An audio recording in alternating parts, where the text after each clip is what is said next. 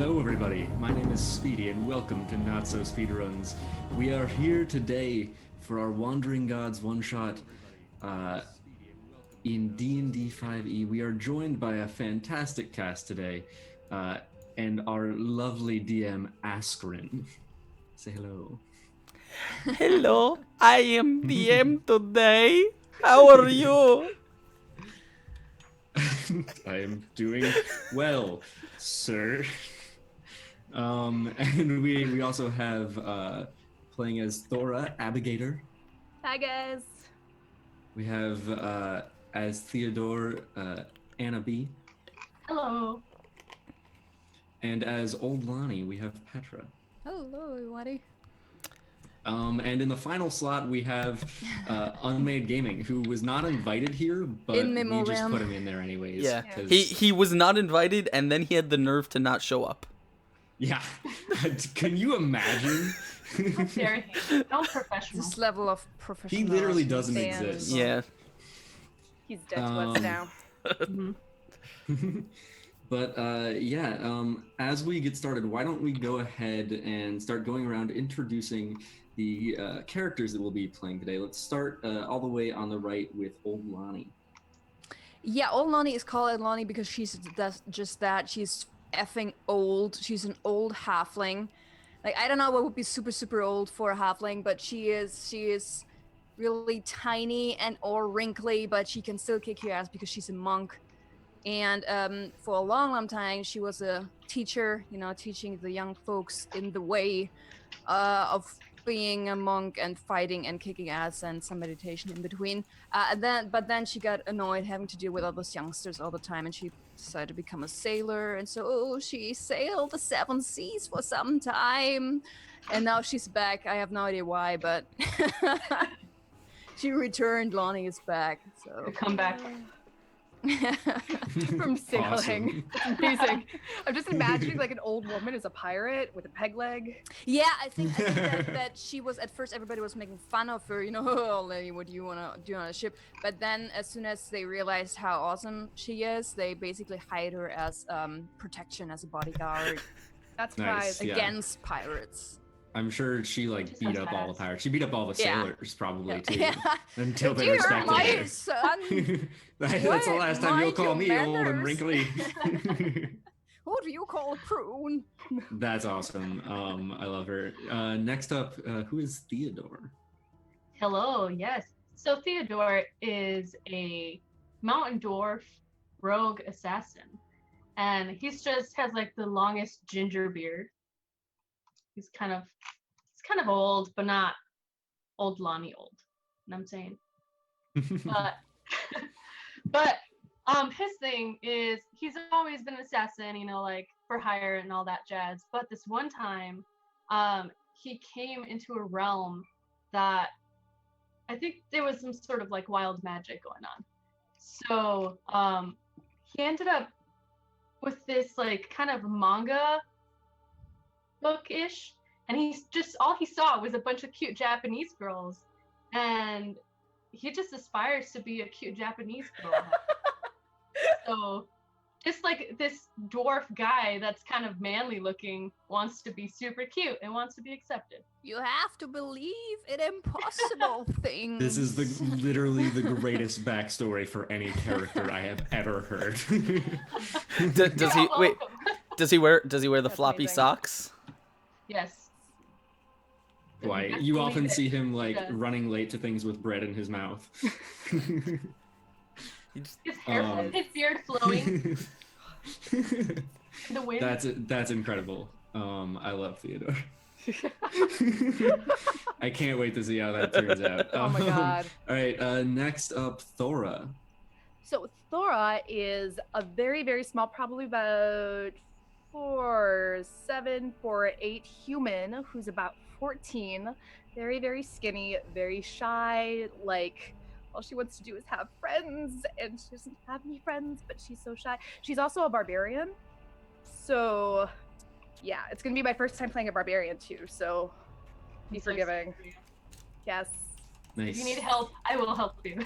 Okay. I feel like Theodore. How do I fight? How do I barbarian? just go into a rage. All the rest just comes to you. Awesome. Yeah, shy barbarian. Very cool. And I will be playing Socrates, who is a half-elf wizard, who's kind of a drifter. He just sort of wanders a little bit. He's never really had much direction in his life. He just sort of goes wherever the wind takes him, and that often leaves him in dangerous and strange situations. But he doesn't really notice. He just kind of goes through life like that, like dust in the wind. That is Socrates. And so that is all of our characters for today.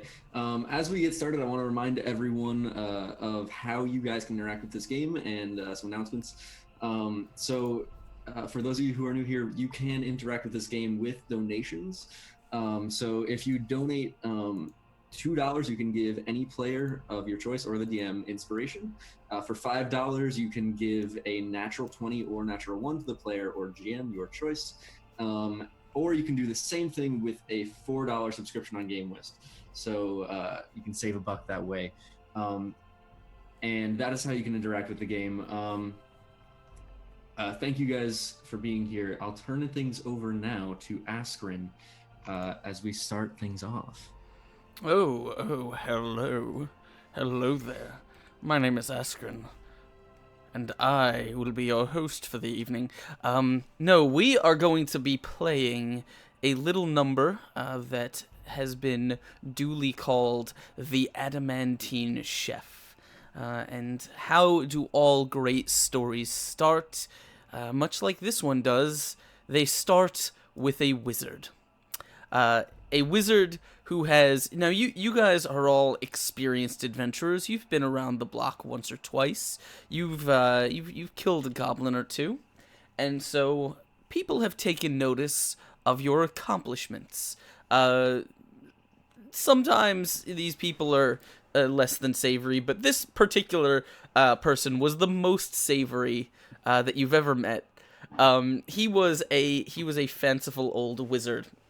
And he approached you, kind of gathered you together, and he basically handed you a package, and he told you that the package would tell you what to do. He did not have time for instructions because he was far too busy teaching his plants to speak.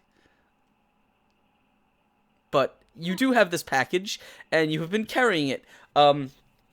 And so you're basically, you guys are kind of standing in the middle of town. This is a very small rural town where you may have stopped by after a long quest. You may have saved this town from goblins, who knows? But you are now sort of standing there with this package. Kind of wondering what to do next, because the package is very nondescript. There was no instructions given to you. And as you're all kind of standing around wondering exactly what your mission is, you hear, "Is this thing on?" Is what thing on? This, down here. And you notice that the package, whoever is holding it, you will realize that the package has a mouth has opened on the front of the package. Lonnie gives it a sort of taps it with her quarterstaff. Hello, can we help you? Yes. Hello. I'm sorry for the rather rash introduction. You see, I had a very important class to teach. However, I have pre-programmed this package with a message for you. Allow me to introduce myself. My name is Brodit Quink. I am the 9th level Archmage, the wielder of the Staff of Daraxus, one who has seen the Obrex Crystal, the wielder of the 7 Spheres of Santioch. You get the idea. But Socrates is nodding off. I have a very important task for you. Well, what is it then? Continue. You see, inside this package there is a scroll. I need you to deliver the scroll to an old friend of mine. He lives in Tiensha, which is on the other side of the world. Of the world? But yes, of course. It's not close by. And how do you expect us to get there, young how? Brodert Quink, 9th level Archmage, wielder of the Staff of Jaraxxus, one who has seen the Obrecht's crystal. Alright, that's quite alright. Just tell us how should we get there? Well, you can charter a boat, you can walk, travel by caravan over the crown of the world is particularly common. A little bit dangerous, but you can do it. It will take you a few months. Wait, I remember. Like this! And there is a of smoke from the package, and you are all sort of left coughing and wheezing and just stuck in this cloud of dust. And when the white smoke begins to settle, you guys realize that you are no longer standing in the town that you were standing in. I feel violated. What? Huh? What just? What? I think we were kidnapped. Where Where does are the, we? Where are we now? As you guys look around you, you realize that you are in the middle of a forest, or rather a trail, a pathway that runs through a forest. There are birds chirping, and you look around. This is not like any forest you've ever seen. Rather than tall sort of trees of pine and oak, the forest seems to be mostly large, green stalks of bamboo, with various kind of thin leaves. You can see sort of pink blossoms blowing in the wind. You can hear the birds and the bugs around you. You're basically in the middle of a wagon trail here. The package says, "We've arrived." Thora's looking around and her eyes are super wide, like, this is beautiful. We're here. There was poof, and there was smoke, and then she realized she's talking. It's all right, Thora. It's all right. No, you're completely something right. And then happen? she actually whacks Are we somewhere the else now? package. She whacks the package. Next time, young man, Quink. Brodert Quink. Please stop right there. Don't.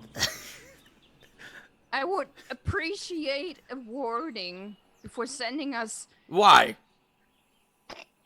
Because you can never tell what kind of side effects that might have.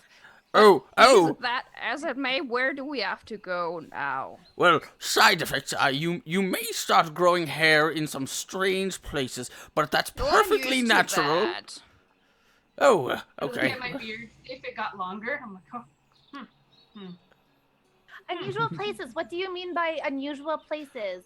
Like my back or my nose?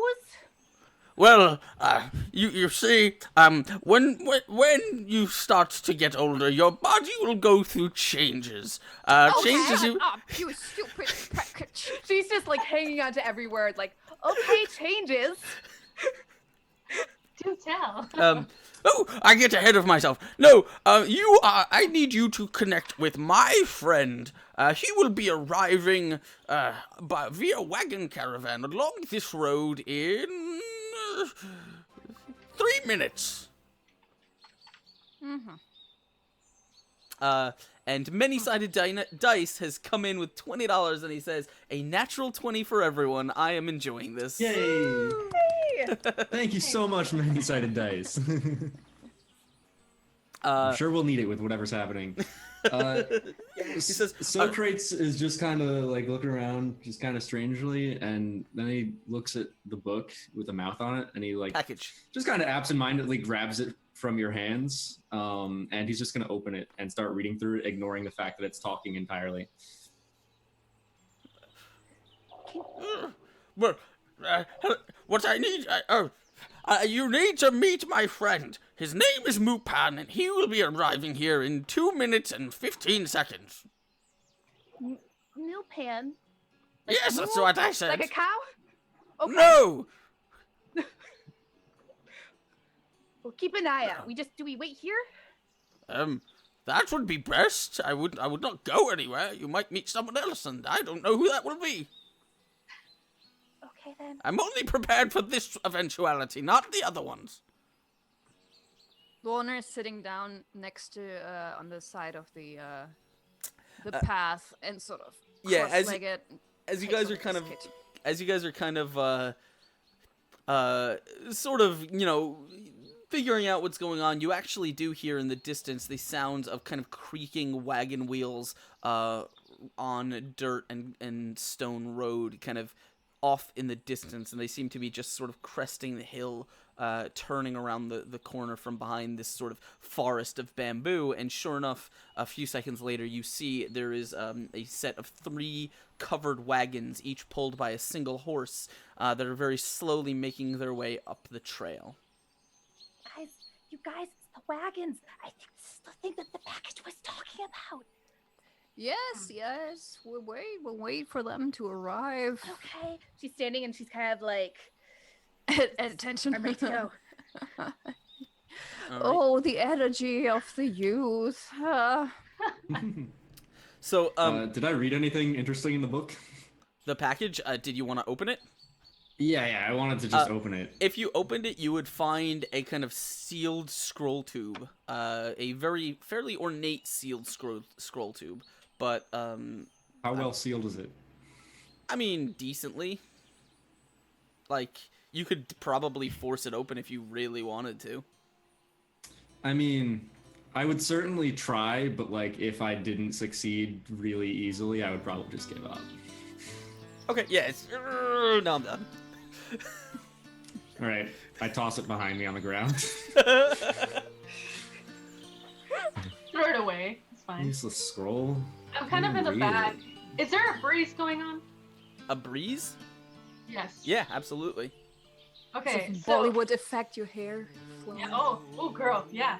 So Theodore kind of like faces towards the wind. So his beard is kind of like blowing in the wind a little bit, and going like this to the birds. And so like maybe he could look super cute and then super anime. And he's just like, no birds will go on his finger, but he tried. He's just waiting. Just I kind of lean towards old Lonnie, like, what is he doing? I think he's testing the direction of the wind. That that is how we did that. It's on the boat. I think. Oh. Also, be so good, my dear, and pick up the scroll. Oh yes, and I scurry over and I kind of gingerly pick up the scroll and then come back. Thank you. all right.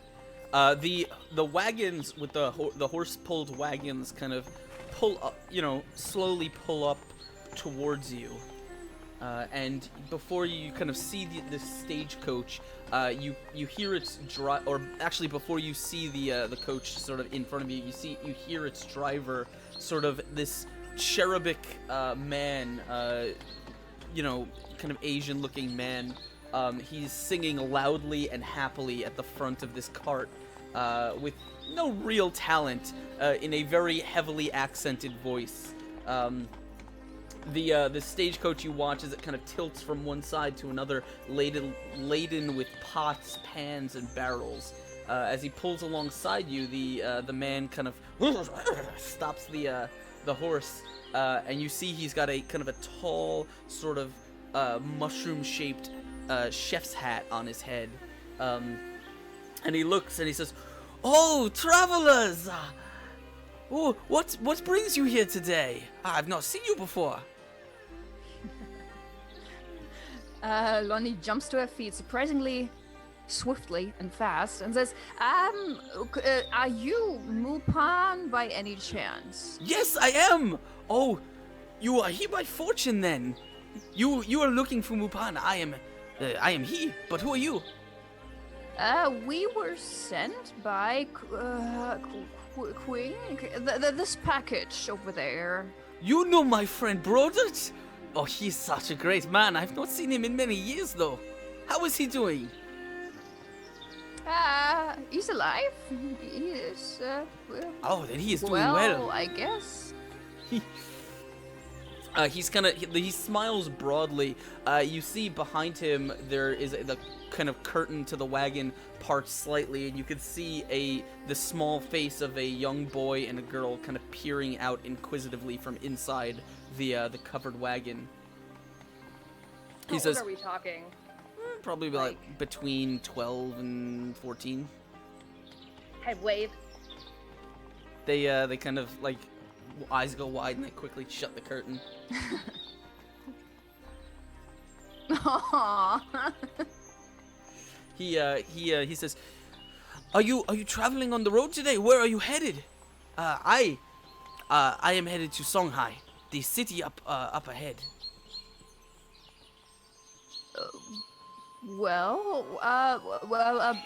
I was under the impression that you were waiting for us because whatever is this package said that we should meet you. Oh yes. If you are sent by Broder, that means you are to deliver the package. You have a package from him. Yes. You should come with me. We will travel to the city together. Oh, okay. Whatever you say, man. Whatever, like, fine. He says, I still have the scroll. Like, yeah. So you guys kind of board this sort of wagon train with him. And Lonnie does a stunt, sort of like, I don't know, levering off some of the bamboo and sort of doing a double flip and then landing perfectly somewhere on the cart. He'll like, "Oh, it's good. You are very good. Thank you, my boy. Thank you. You know my daughter is a dancer too." A dancer. Yes. That was some interesting kind of dancing style. I just skip to like the cart, like Okay. that's my beard. Yeah. My beard being so strong. No, it all readily entertains, and he is thoroughly entertained by the whole sight. And as you guys kind of board the cart, he will sort of eventually get moving again with this kind of rickety, clanging cart full of pots and pans and other weird sundries.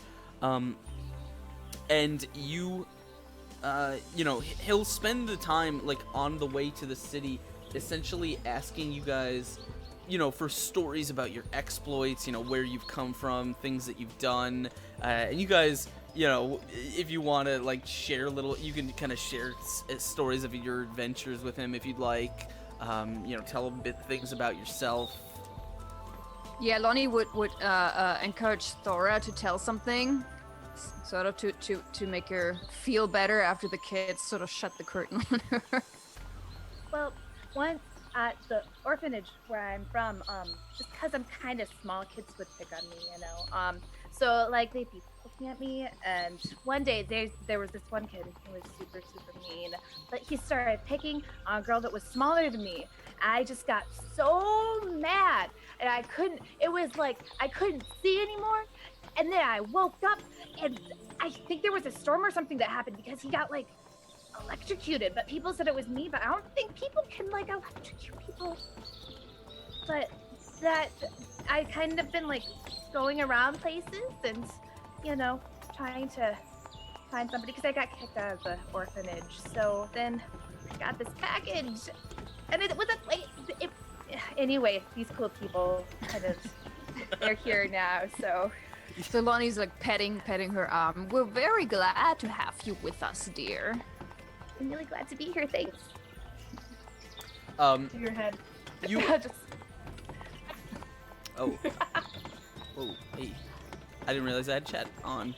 So you guys,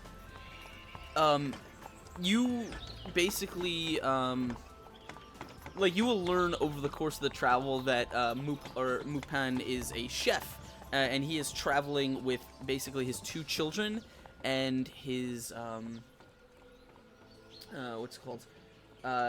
He has 3 assistants that travel with him in the other carts. And he is on his way to Songhai. He says, he says, you come for the competition? Yeah. I am training to be a great chef, but I wish to challenge the top chef in Songhai for the right to serve the emperor as Adamantine chef. That is a very noble pursuit indeed. So tell me, son, what is it that you preferably cook? Do you have something like a signature dish? Yes, yes. In fact, I am going to prepare my famous boar and fish stew. Right That now. sounds interesting. No, that is what. Not now. That is what I will cook for the emperor. Huh. That will win me What the about right competition. now? I could go for some stew right now, man. Oh, we can stop for lunch. Yeah. Right on. Yeah. No. He will. And this, ladies and gentlemen, is how you invite yourself. He will say yes. There is there is a campsite not far from here. We will stop there for lunch. What do you say? Sounds cool. good. As he kind of mushes the horse a little bit faster, the cart begins kind of jangling down the road. And I need everyone to roll me a perception check, please.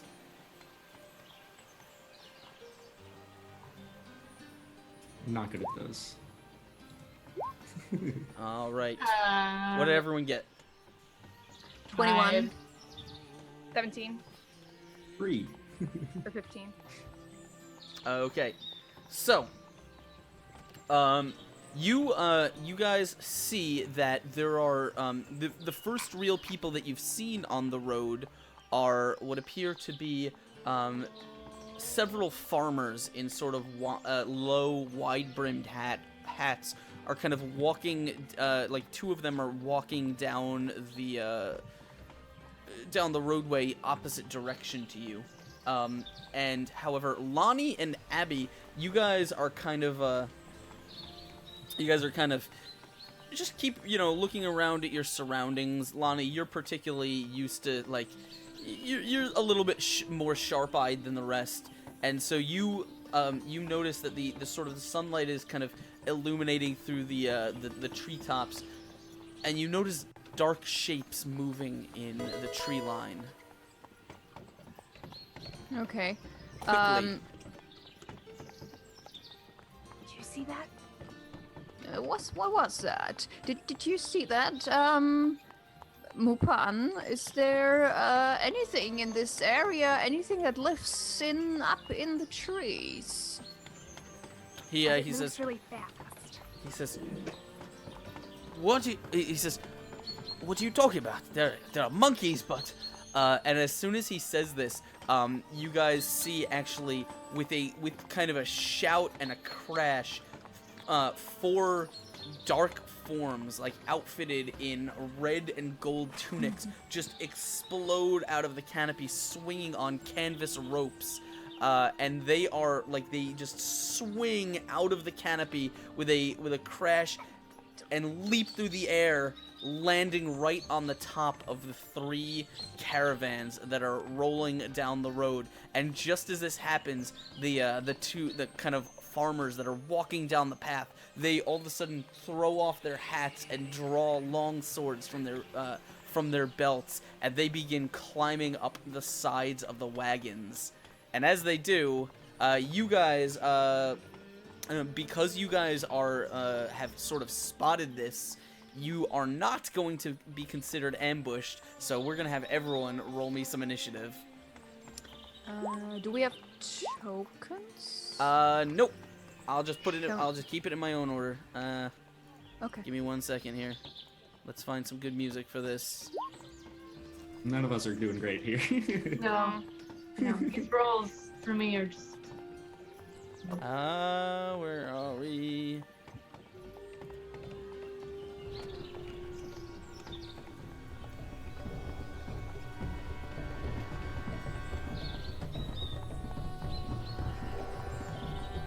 Alright.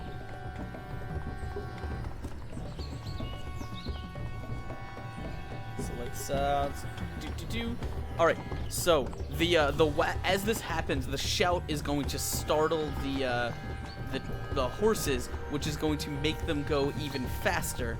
and these guys land on the wagons. So they are now kind of standing on the roofs with weapons ready, with 2 of them climbing up the side. So let's go around. Speedy, what did you get? 9. So 9. Okay. Next is Thora. What'd you get? I got 6. 6. Okay, Theodore. 9.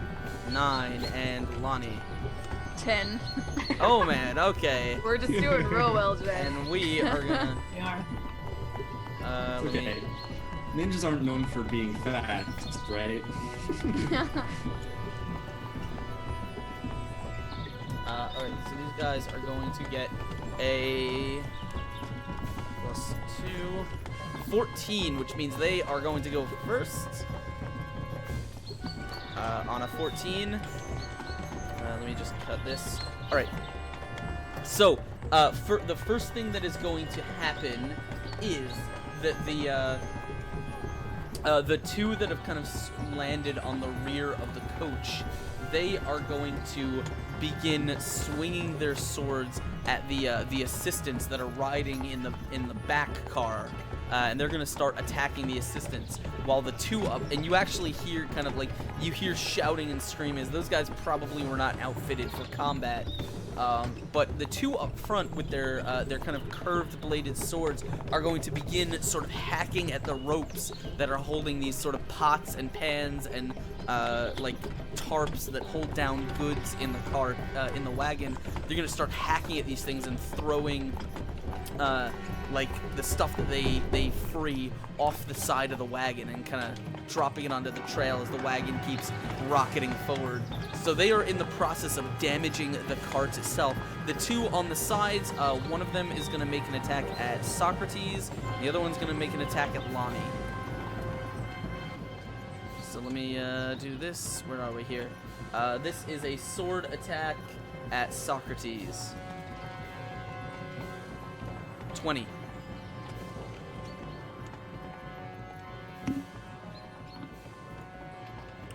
I'm assuming that's gonna hit. Speedy. Oh, what? It's attacking me? Yeah, Yes. that'll hit. Yeah, for sure. Okay, 5 damage. And then the next is gonna be at Lonnie. Nat 20. Ouch. Ooh. That is gonna be 10 damage to Lonnie. You know, do any of us have healing by any chance? Just I consider. was thinking about that actually. I was like, oh shit, I think we're all fighters. Mistakes were made. Ugh. Well, so they are laying into you guys, and they are carving away at this wagon, which means that next up it is gonna be Lonnie's turn. Askren, could you turn on the music a little bit? It's a little bit loud for all of us. Yep.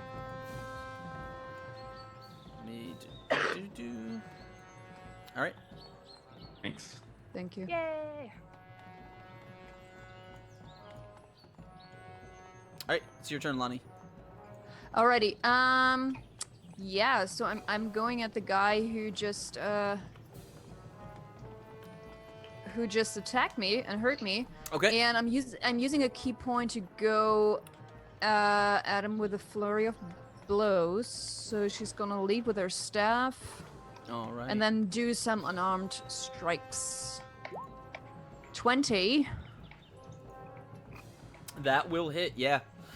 That is 9 points. And then the first unarmed. 17. Yeah, that'll hit too. Another 8, and then the second one. 25. Oh man, he really pissed her off. Yeah. So that's 17, 23 in total. Yeah. So you kind of like. Music is still really loud. You kind of sorry, 1 second. You basically like shove your staff right under the guy's chest and fling him, like push him up in the air, and then like a roundhouse kick right to the face as he goes flying off of the cart and lands like somewhere in the tree line as the cart continues rolling down the road and leaves him in the dust. He is long gone. Yep. That serves you right, young man. Anything else? Do you want to Nope. stay in the seat, or do you want to go somewhere? Oh yeah, actually, yeah, she would. So they're more. They're on the There roof. were more of yeah. them. Yeah, she would try to climb up the roof. Okay. So you kind of hop out of your seat and you can just Yeah, you see a tiny halfling sort of scurrying up the pull side. yourself onto the canvas roof just as one of them is still kind of cutting little bits of gear and cooking stuff off of this cart. All right, next is going to be Theodore and Socrates. Rock, paper, scissors. Generally, it's based off whoever has the higher modifier, which I think is me. Yeah. Yeah. So Doesn't particularly I'll matter, go. but yeah. Yeah. I wanted rock, paper, scissors. Socrates will just kind of look at all these guys cutting things off and be like, "Dude, what the hell, man? That ain't cool. Why don't you just calm down and cast sleep on 26 sleep damage." That I believe that's the amount of HP that you can affect. Right. Yeah. Is so there- it'll. Okay. If it'll basically whoever's closest to it will lose. If that's over their max HP, they'll fall asleep, and then whatever's left over, you could do the same thing with the next person. Yeah. If it doesn't make it's not enough to take out their entire HP. It does nothing. So the one that attacked you, the one that's kind of climbing up the side of the wagon, will fall asleep and fall off. You see him kind of like lose his grip and just tumble down the road. And one of the ones that is on the roof will fall off, and he will also kind of slide off the roof and hit the ground. The other one, the one closer to Lonnie, is sort of flagging a little bit. He's not fully he's not fully unconscious, but he looks like he's close to it. And I guess there's one more in the back who is not. No, there are two more in the back who are not asleep.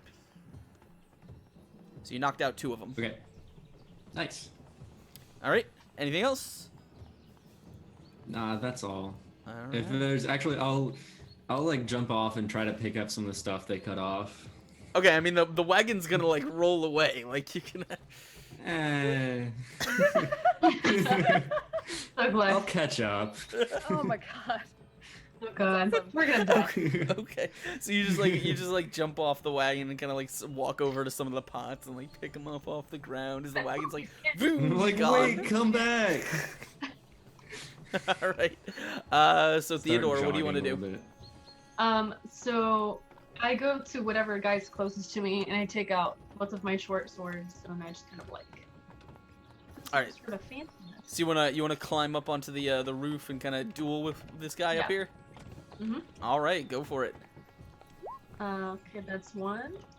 16 will hit, and a 16 will hit. Oh damn, son. Yeah. All right. So you're kind of standing on the roof, and you guys are dueling with these kind of strange curved blades, and eventually you kind of get a cut across his chest, and as he's like staggered backwards, you just sort of kick him right off the back of the wagon, and he just goes flying off. And as he flies off, like one of my swords kind of like turns a little bit, so it could be like a cool little flash, and then it's like a zoom in on me, like. This is awesome. All The right, cherry done. blossoms fly in front of you. Done. In my head, there's always a second person accompanying Theodore, who does the whole typical anime manga constant or non-stop inner monologue, who comments on everything instead of showing it. And there I was standing on top of this cart as my hair flowed in the wind. I just imagine a guy like throwing cherry blossoms while he's fighting. Like, here you go. All right. So that means that now it is. Hold on. I don't remember which one I did. That means that now it is whose turn? Thora's. Alrighty. I don't think I'm gonna go into a rage yet, just because I was so taken aback. But I'm still in the cart. Are there any conscious ninja people in the cart right now? they're actually the only ones that are still conscious are the two of them that are on the other car. So you're gonna have to somehow either get to them or shoot at them. Let's see how far I can throw. Let's see. Will 60 feet do it, I believe? Yeah, that'll do it. All right, so I'm gonna throw one of my hand axes at them. Oh, damn. So, all right, go for it. let's see. Does a...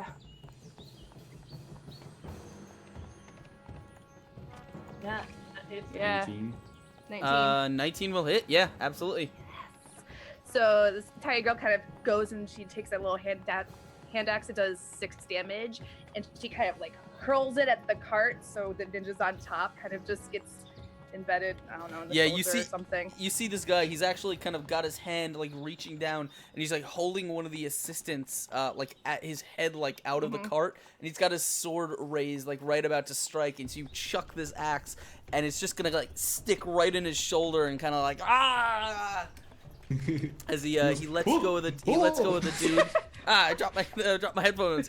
And then so he's gonna be kind of like knocked forward as he loses his grip, and he's like in pain, but he's not unconscious yet. Yeah. All right. Do you want to stay where you are? Or do you want to climb up onto the roof? I'm gonna climb up on the roof. Cool.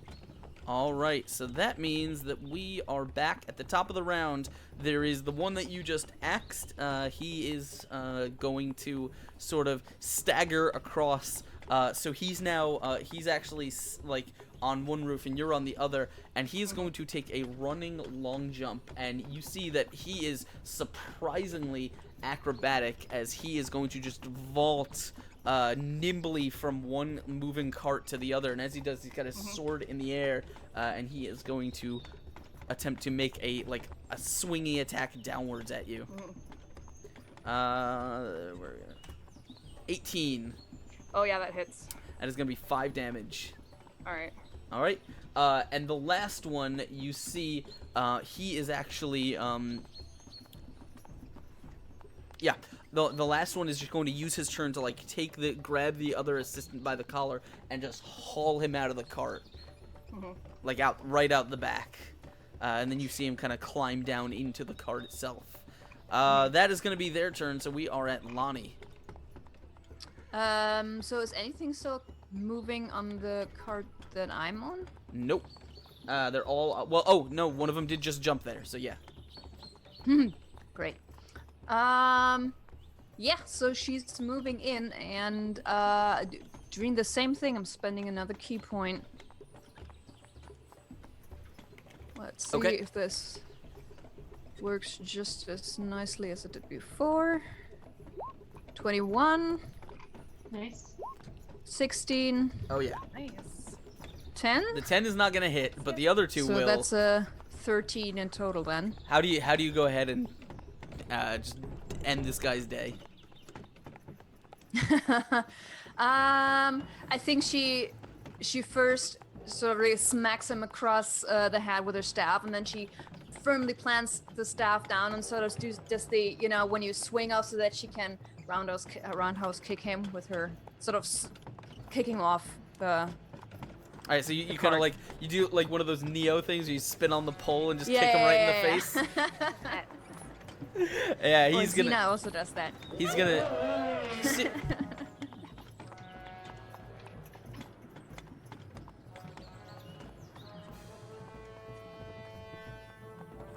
You just smash this guy right in the face, and he's already damaged, so he's just gonna like, you see him kind of like lose consciousness as he just tumbles off the top of the cart. So that leaves just one, and he's actually hidden in the back cart, which is kind of moving without a I guess no, there is an assistant in it, but the cart is kind of like, you know, he's like trying to gain control of it.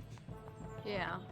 And Lonnie would sort of call out to him, "Hello there, young man. Why don't you come over here? I have a word which is to talk to you. Yes. Whatever you're doing, stop that. Just stop it." I guess it's my turn, right? Yes. I'm going to run forward carrying pots and pans in my hands, trying to catch up to the cart. Oh my god.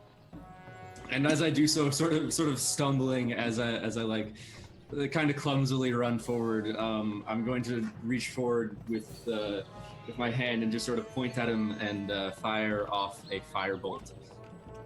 It's gonna miss. Yeah, I'm that gonna is catch not the gonna cart hit. on fire. Oh yeah, that'll hit the canvas. just a Oh little. no! I'm sorry, man. All right, Theodore, how do you want to save the situation?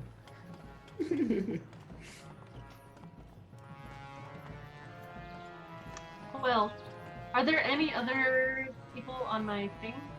You are still on the first one, so that means there's a cart.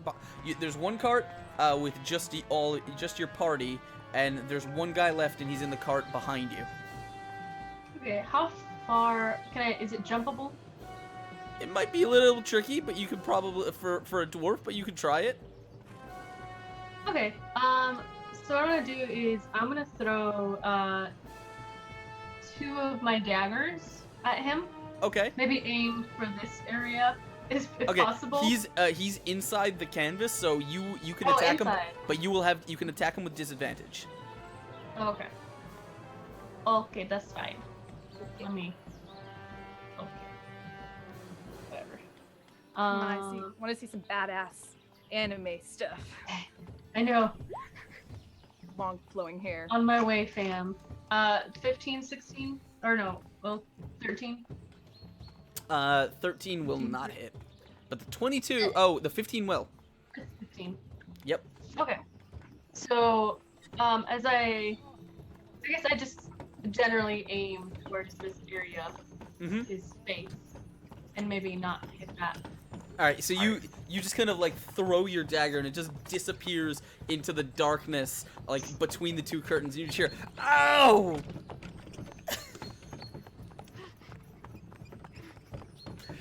Yes. All right, so that means last but not least, it is going to be Thora.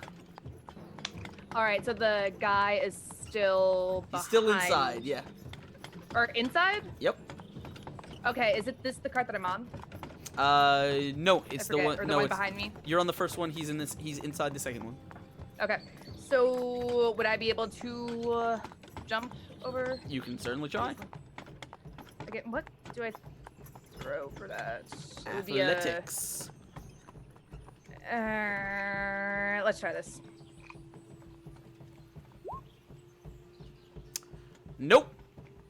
You will take your best running leap, and just like on a diving board, you will lose confidence at the last second, and you short your jump. Now, the thing about it is the cart behind you is moving forward, so I'm gonna say you land face down and spread eagle on the back of the horse. That is.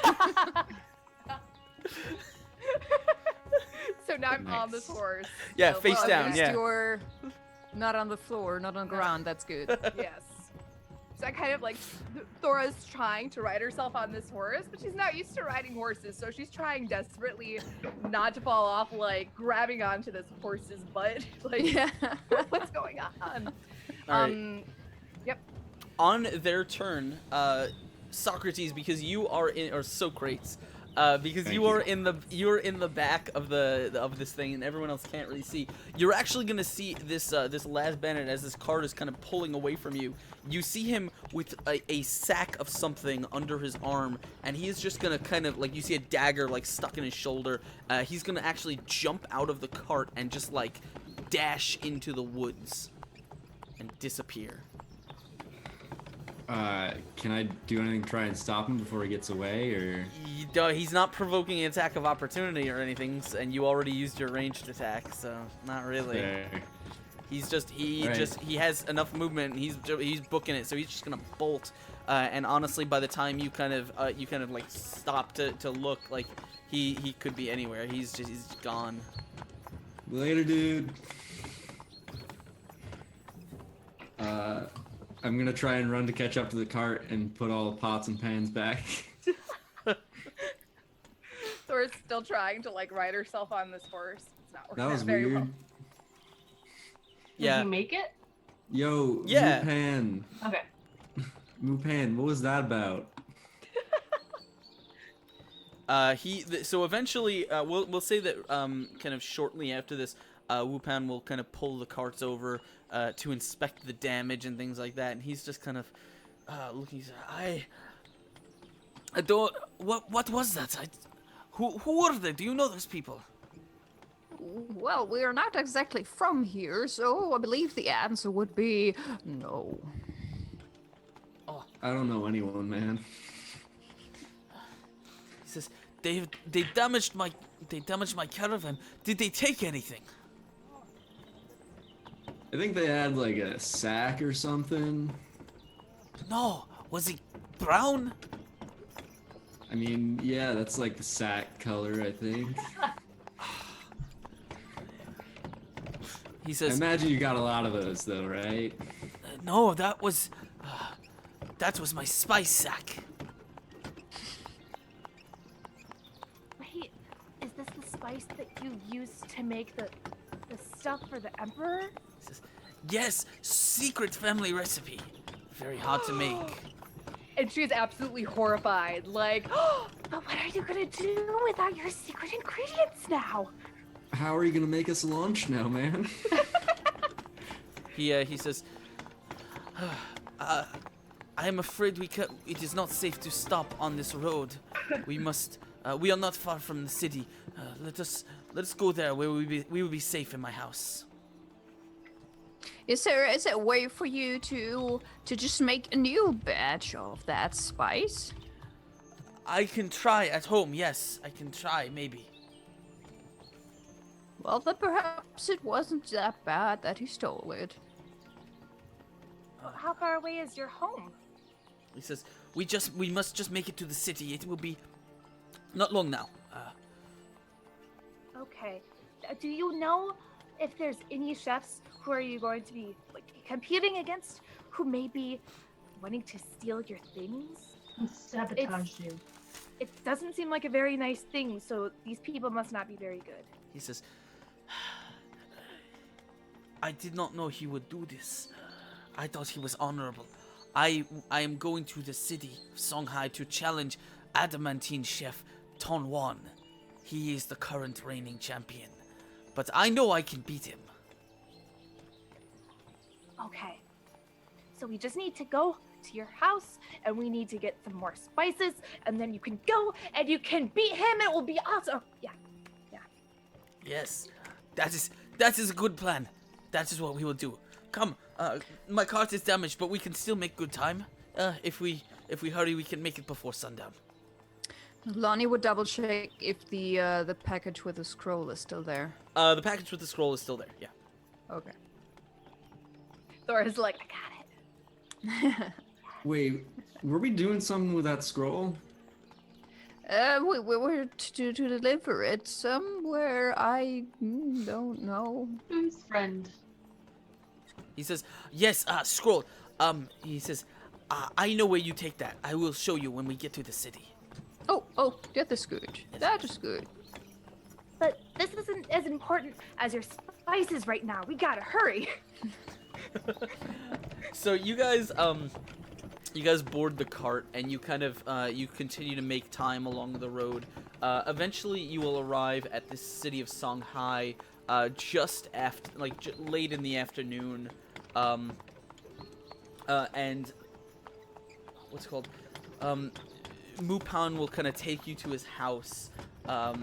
He says, as he's kind of making his way to the door, he says, since you helped me, once we put our spices together and we get everything ready, you should join me as guests at the Adamantine chef competition. It would mean a lot to me. You help protect my cart and my family. You are dear friends now. Do we have to cook or something? No, it is festival. You be guests of honor. Oh, Well, that sounds very nice. Yes. and there's food there. He says, oh yes, the best food in the world. I'm so in. As he's saying this, he kind of pushes open the door to his house, and you guys kind of see that the house itself is sort of like a scene of chaos. Their food containers have been knocked over. The ingredients spilled all over the counters and floor. There's a large cabinet that's been bashed open. The cupboards are sort of standing bare.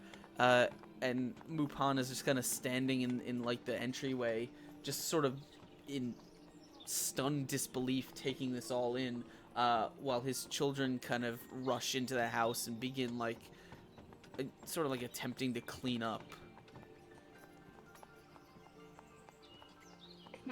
I turn towards you guys and I'm like, is this how it usually looks? This does not look right to me. Mm-mm. There's something fishy about this, and it's not the fish. He says, I'm just gonna start going around using prestidigitation to clean stuff up. okay. Yeah, Mupan will kind of quickly look around, and it looks like everything has been rifled through, but he kind of stops in front of this cabinet that's been bashed open. You see there was actually a kind of a lock on it, and it was broken open. And he says, no, my boar, my fish, I special ordered it. It has been stolen. I bet it was those same buttheads. Do you know, or how does this Tom Wan look like? Tom Any Wan. Special features, hair color. He says, oh yes, I show you, and he kind of reaches over and grabs what looks like a parchment sort of poster, and it's kind of like a hand drawn poster with sort of a very crude drawing of Mupan's face, complete with his kind of long like mustache, and then there's like an older man with a hat and like a long thin beard, and it says like a Adamantine chef competition, and then like it's like a big event poster, and it's got both of their faces on it. He says, I'm "It imagining Iron Chef. He looks like this." Yes. No, wait, And no, what color that's is me. the He hair? looks like this. What was the question? What was Tom's hair color? White. White. Oh, hold on. I should turn off the wagon wheels. Wagon wheels off. Done. I was wondering Just what that wondering sound was. Yeah. The horses continue to walk around the house. Can I do an investigation check to see if I see any white hairs or You can, something? roll me a perception check if you want to search the room for any clues. Sure. 11. 11. Also remember, you guys, if you need them, you have nat 20s. Speedy, you got a donation before. I Sure. don't know if you caught what it was. I missed it. So you'll have to open up From Haley, I can check. Okay. Alright, add 2 20s, right? Is it 120 or Believe so. 220s? I got 1. I don't know about 2. That's what I thought.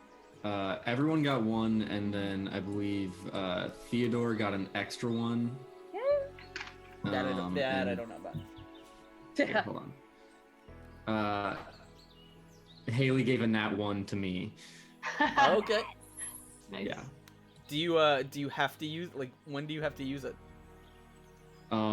I think it's just the next roll that I make, which Okay. I was about to make an investigation check, or I guess it's up to you when it gets used. But I was about to make an investigation check. Sure. You can choose. All whether or right. Not to use it there. Well then, if you were going to make an investigation check, then you are going to. Let me see how this is gonna happen. I guess you will kind of start searching around the room, but instead probably get distracted by like Sounds fair. the when you're searching, you will find, it looks like hidden away in I guess sort of like a behind one of the like a cupboard or a set of shelves is what appears to be a few like canvases that have been painted on. They've been tucked away. Like I'll take those. Well, not. I mean, take them. they're I'll kind of big. admire them. Yeah. I'll take them. No, It's I'll just mine admire now. them for a while. It's mine. I live here now. Theodore, you don't find any white hair, but you do see that there is a strange marking on the there's a strange marking on the wood. What kind of marking?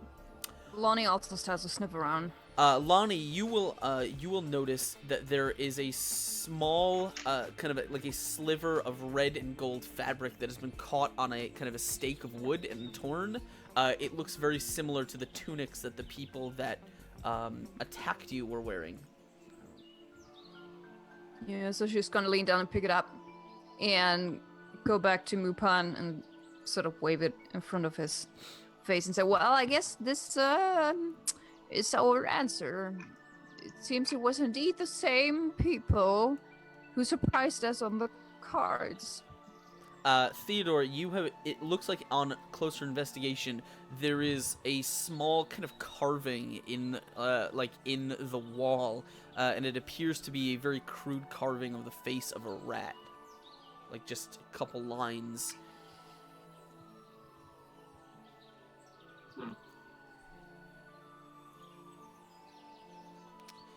Got it. All right. Okay. Mupan will kind of look at this and say, oh, Ton One has hired the services of the Rat Clan.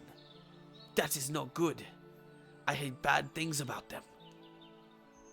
Wait, are they rats? No, Are we? they are people. Well, why are they called rat then? I don't know. There are a few clans. There's the Monkey Clan.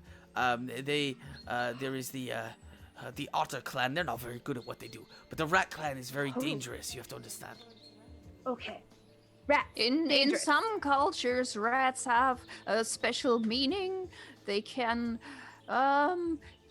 stand for being very smart, and in some other cultures for being very clever and, well, you know. I get it. Right. So they're not really rats. It's just like we're rat-like because we're smart. Got it. I want to make a history check to see what I know about the Rat Clan. I know I've never been to this part of the world before, although maybe I have and just don't remember that well.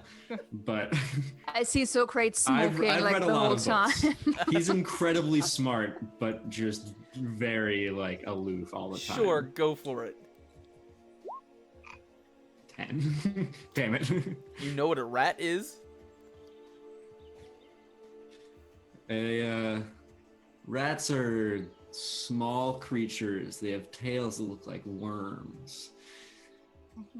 They're rodents. That's brilliant. There is a cave of rats. I know where it is. Wait, do you mean a cave of actual rats or the non-rat rats? Well, The I, human Getting rats. confusing. well, I mean, there are rats there, but there may also be people rats. Well, why would we go in You go with hand the in rat hand, rats? probably. If it's- I don't know. He brought it up. I didn't. Worst Yeah. comes to worst. I mean, rats are like, that's meat. He says, but if the Rat Clan is in that cave, then it is dangerous. You can't go without being prepared. I hear there is a dangerous Oni that lives in that cave. They may have bribed him with alcohol to guard for them. Hold on there, but a second ago you said that you only brought up the cave because Socrates started talking about rats. You didn't seem to be sure that the non-rat rats are actually there. No, but there is an Oni there. He lives and drinks there. A big red. Is he a rat, Oni? No, he's a big red cyclops. Oh. I don't understand why we should go there. I mean, we will certainly. I think we would be ready to help you out with your predicament. But if none of the non-rat rats are in that cave, I suggest that we not go there. Well, There's a In- big red cyclops. in order to make my dish, I need my ingredients. So, either we find what they stole, or we must go to the shops and try and buy them. That sounds easier. Do you have money? I have a little bit of money. I spent a Enough to lot buy of it. ingredients? I spent a lot of it on the last ingredients.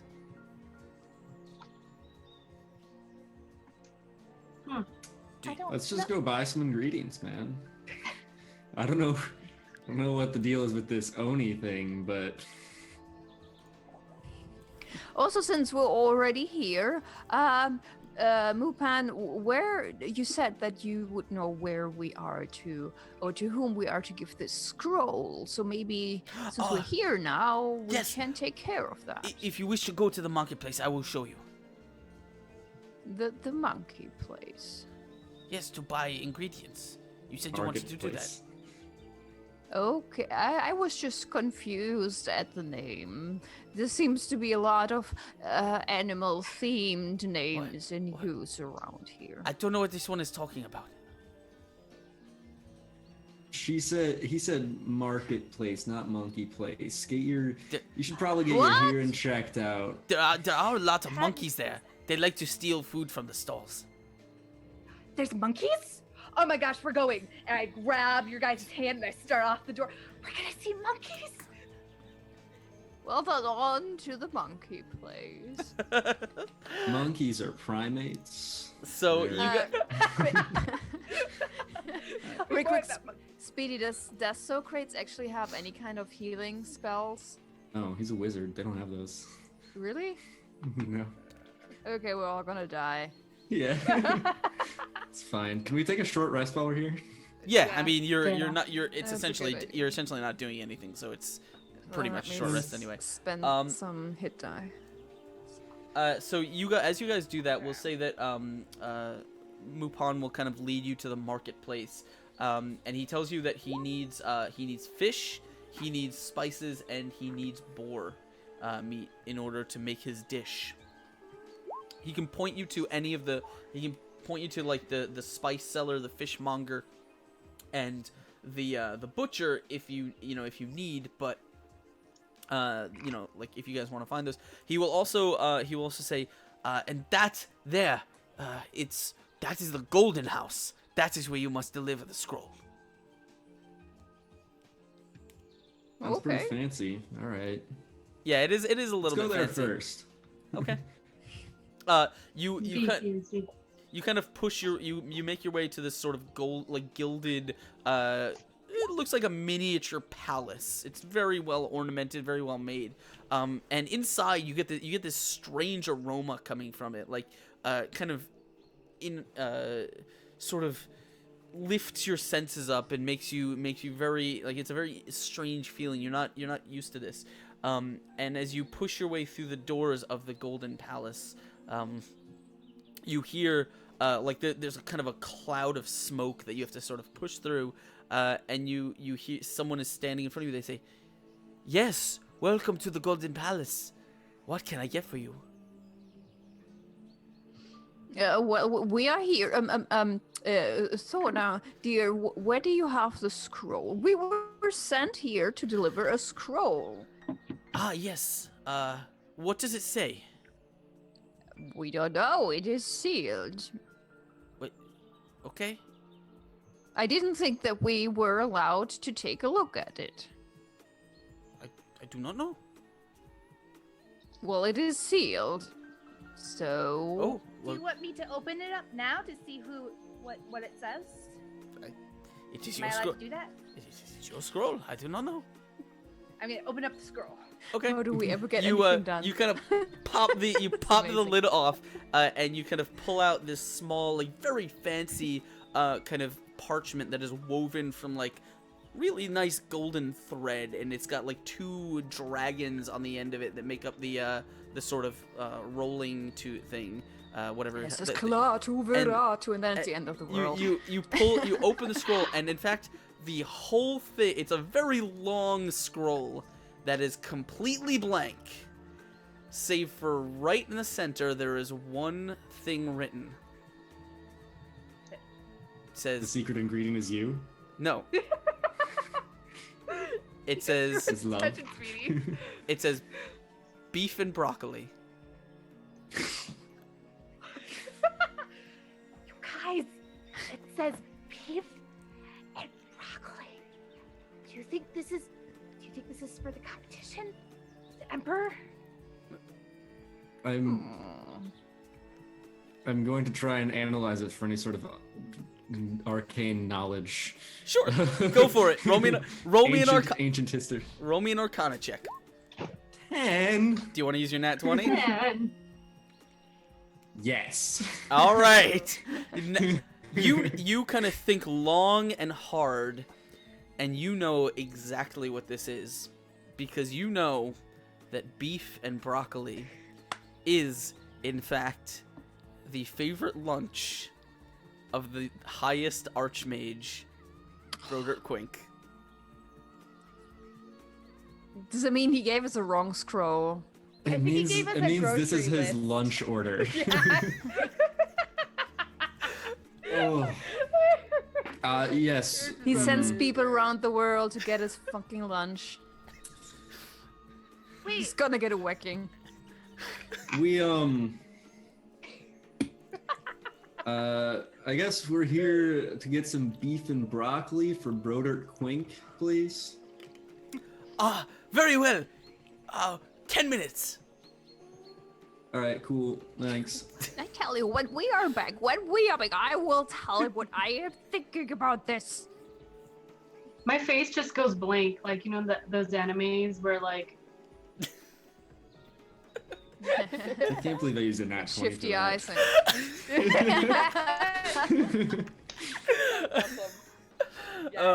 So after kind of standing there in the lobby, about 10 minutes later, the waiter will come back with a small sort of wooden box with a little handle on it, and he says, "That would be 5 gold."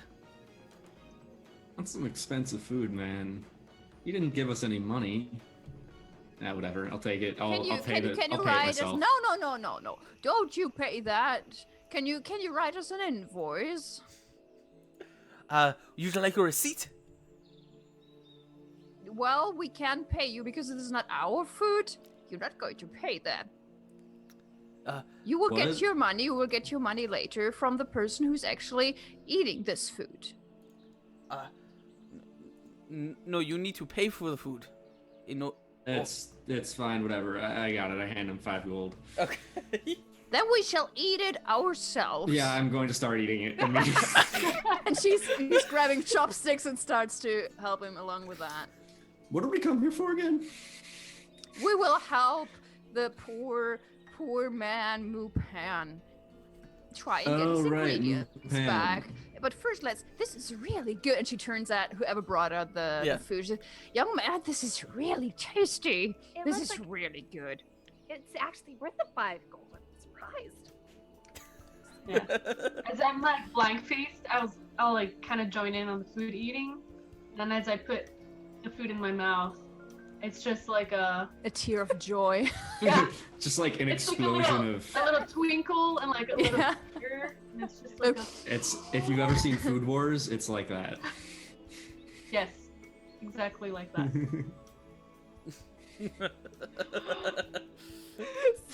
I'm guessing we're just like eating food in silence for a solid like 10 minutes, just standing in the Yeah, middle we're of this just restaurant. Like, enjoying it. once we're done. Mupan's just kind of standing there like, we can go shopping now? Oh yeah, Oh, we need yeah, to win a yeah, competition. sure. I think we're done. Yes, we could go now. You got any antacids? Never mind. It's fine. Whatever. Let's go. So you guys make your way out into the marketplace, and he will ask you which stall you want to be led to first. Yeah, fish spices 4. I think we should get the spices first because they don't need to be like their spices. The fresh stuff probably should get last because freshness is important, Okay. He says, right? we will go to the spice merchant Hung Lo. and he will take you to this this kind of tent, aromatic tent, where you just see like wafts of colored smoke or dust kind of billowing up from the flat. And as he kind of opens the door and you guys walk in, you see there's a man, like a portly man, with a long, thin mustache and a beaming smile. He says, "Oh, hello! You help to buy spices, yes?" Mm-hmm. "Yes. What are you cooking? I have the best spices in the land." Well, Mupan, what exactly is it that you need? He says, I need,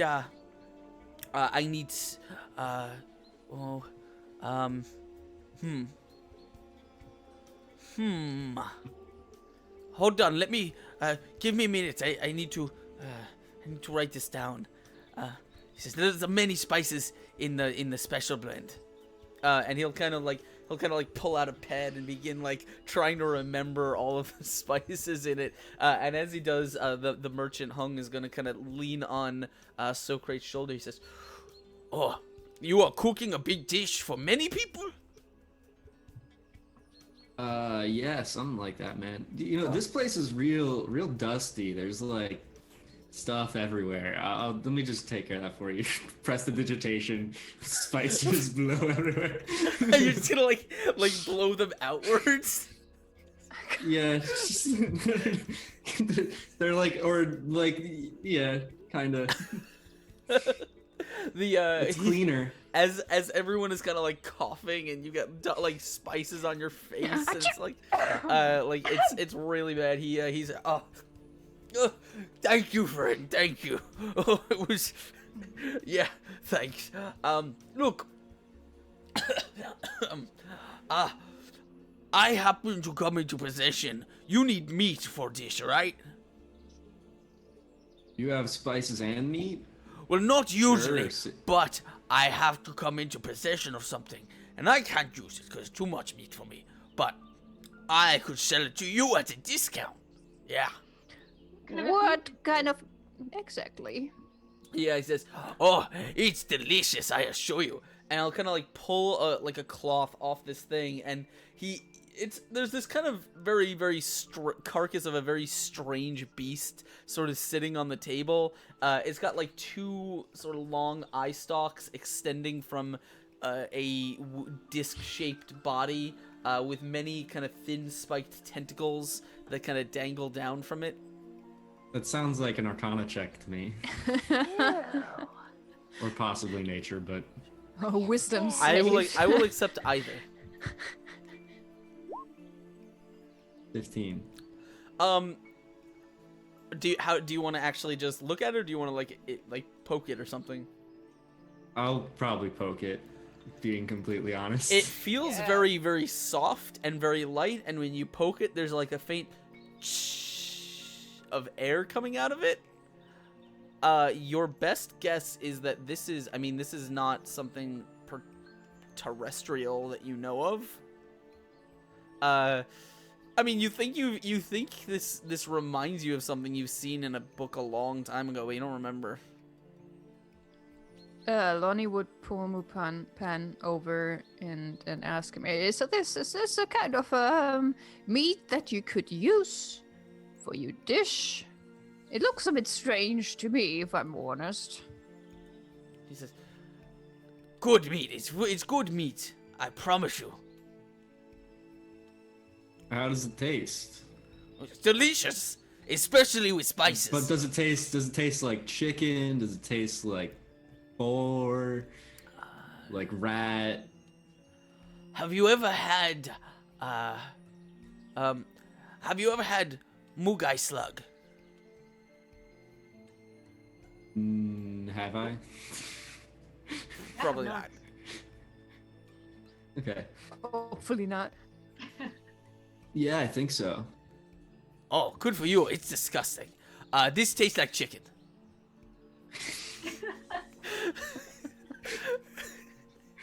Yeah, that sounds about right. All right. Well, he wanted to cook with like pork and fish. So this isn't really gonna work for what he wanted. This could do but both of thanks. those. Four. Both of them. 4. You could cut this off and say this pork and this fish. Lonnie gives looks at Mupan, sort of waiting for his judgment, because these are strange customs. She has no idea what, like, if he could actually make it work with that kind of creature meat stuff. Then you're the expert, so I'm just gonna go with the flow, and then if this works for you, he is offering a discount. You're saying this to Mupan? Yeah. He'll say, it's kind of strange looking, yeah? It's very strange. I mean, it's not from like this planet, but that, I mean, like, I really doubt your competition's gonna have that. So Maybe you could get a sample just to find out what the taste is like. He says chicken, but who knows? Look, I trust your judgment. If you want to buy it, then I will follow your lead. It looks terrible to me. Yeah. If you think it could work for your dish, we should get it. But since I've never seen this thing in my life before, then you never know what kind of weird things will happen to you if you eat it, you know? You could get sick or something. And you wouldn't want that for this emperor dude. Also, why would this guy just have like a random, like, alien body? That is what I am wondering myself, yes. I'm gonna try detecting his thoughts. Dear God, that is a long thing. Jesus Where'd Christ. you get this thing, man?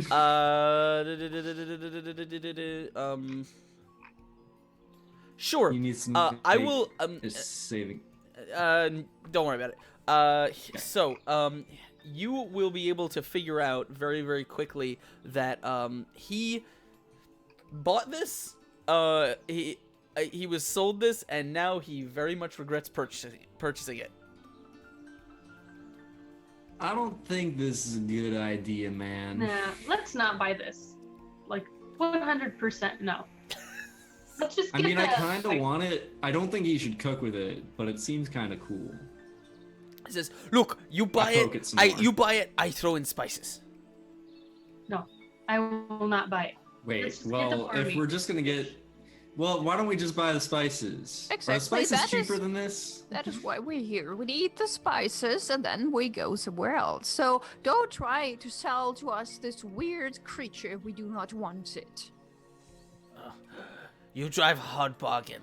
That is, but I will sell you the spices. Yeah, as long as you are going to other shops, Yes. then you tell them Hung Lo has good meat for sale.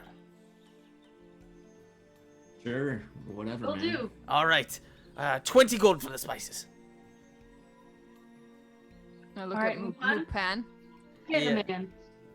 No, I would say, is that Mupan? Is that a good price? I'm not sure. I'm not familiar with this kind of trade.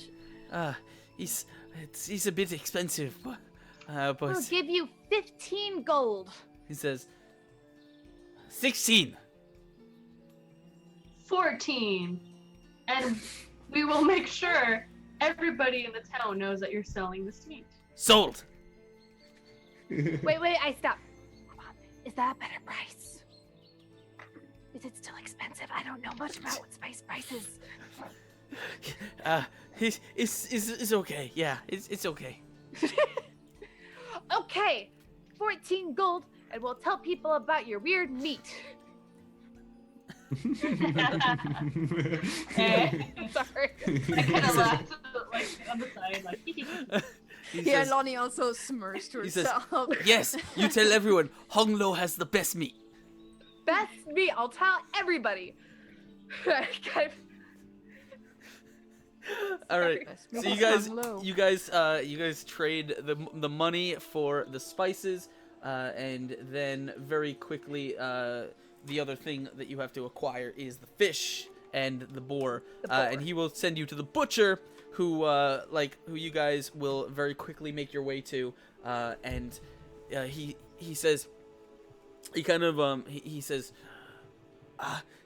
now the butcher who sells the meat, his name is Don Banyu, but I think he's working for the Rat Clan. Maybe you shouldn't come with us then. Yeah, I'll stay out here.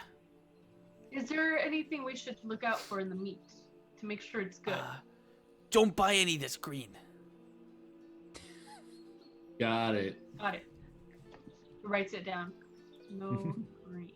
At this point, No green. You hear that? And No then I look green? at what was your name again, Speedy? Sorry. Socrates. Yes, and then I look at you, and then I'm just like, no green. Got it. And then continue. Let's go.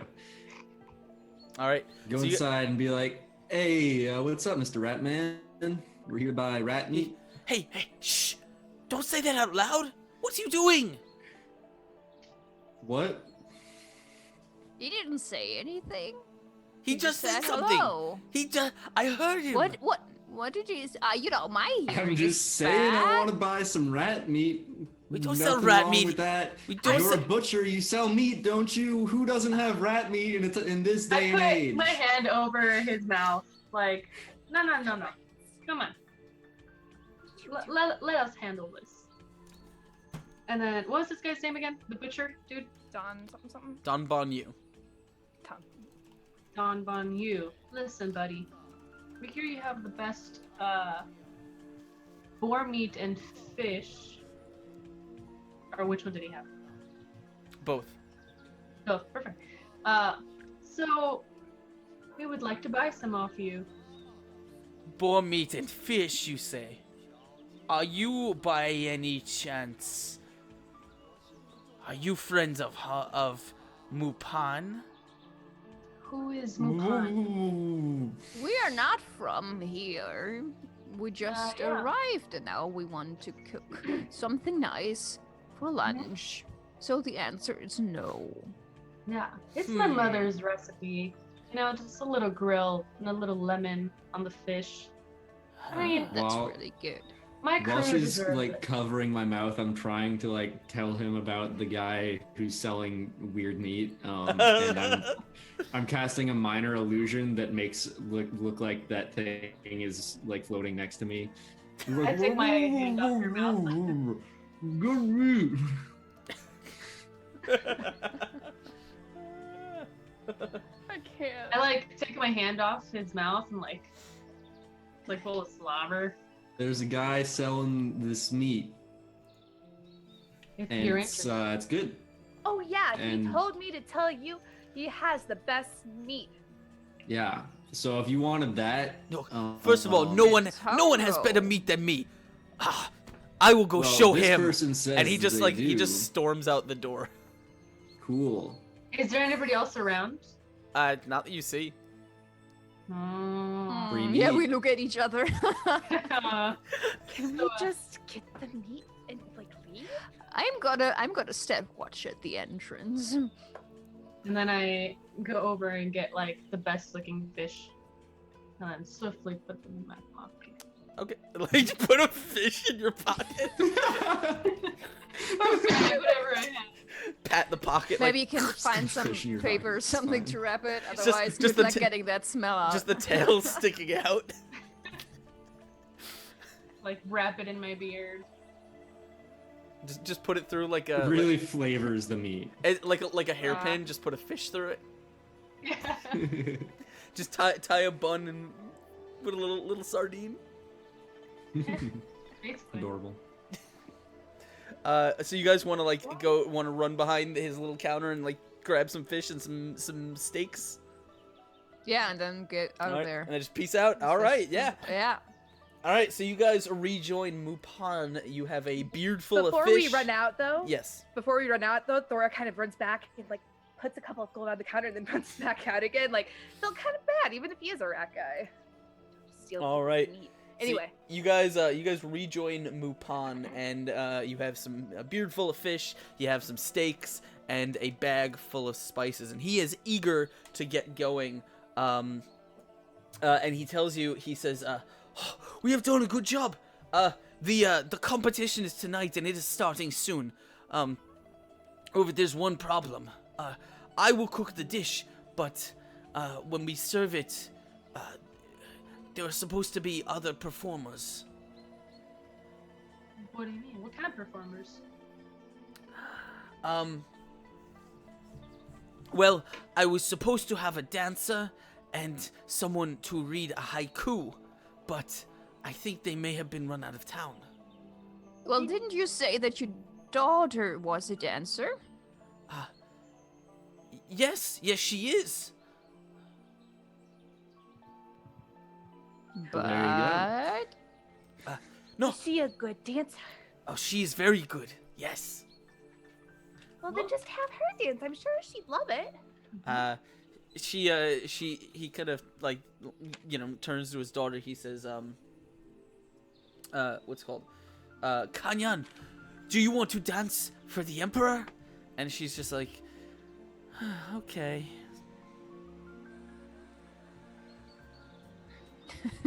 the enthusiasm. I guess.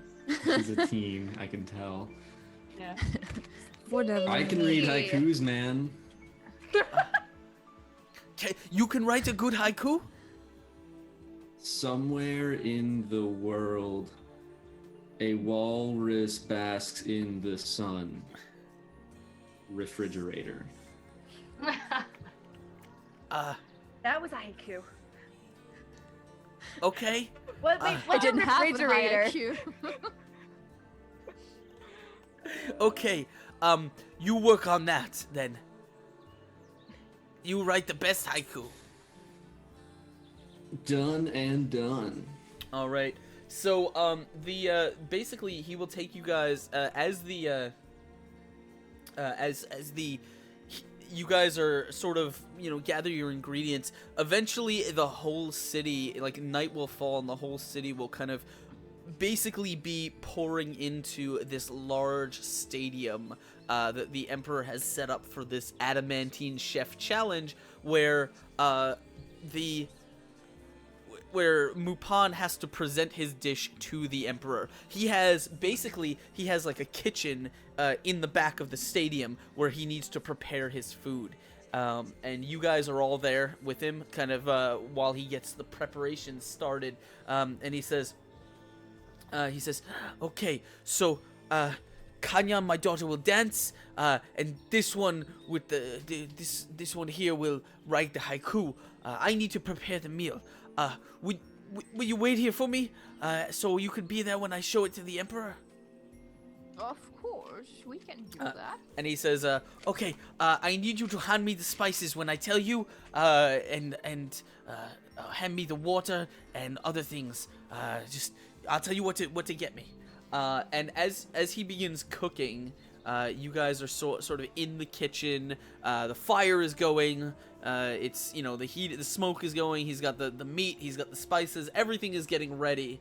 And all of a sudden, the door to the kitchen slams open, and you see that standing in it is a tall man in golden robes wearing a long brimmed hat, like wide brimmed hat with a long white beard dangling down, and with one hand he's kind of twirling the end of his beard as Master Tan Wan addresses you. He says, "I do not know how you overcame all that I set before you.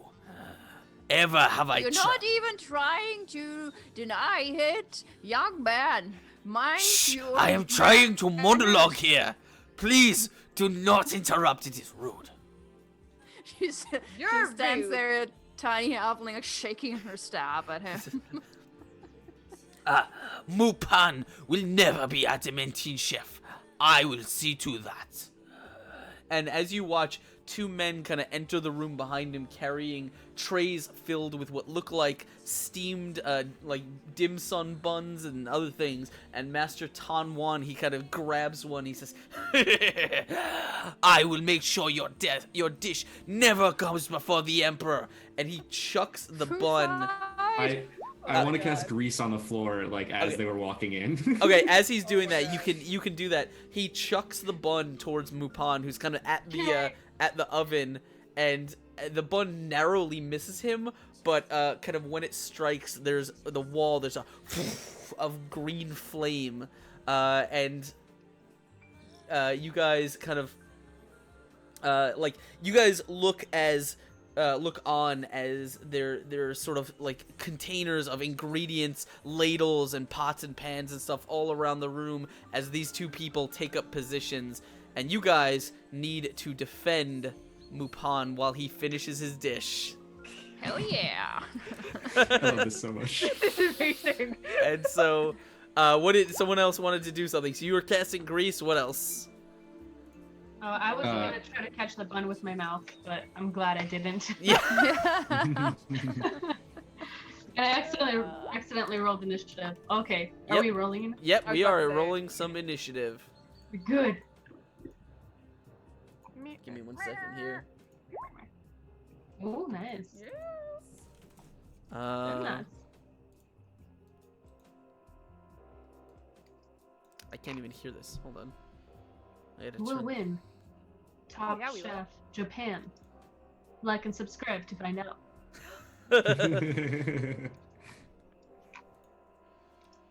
All right. So you guys are. There we go. So you guys are rolling some initiative. So we will start with. I'm gonna put Mupan on here. Oh.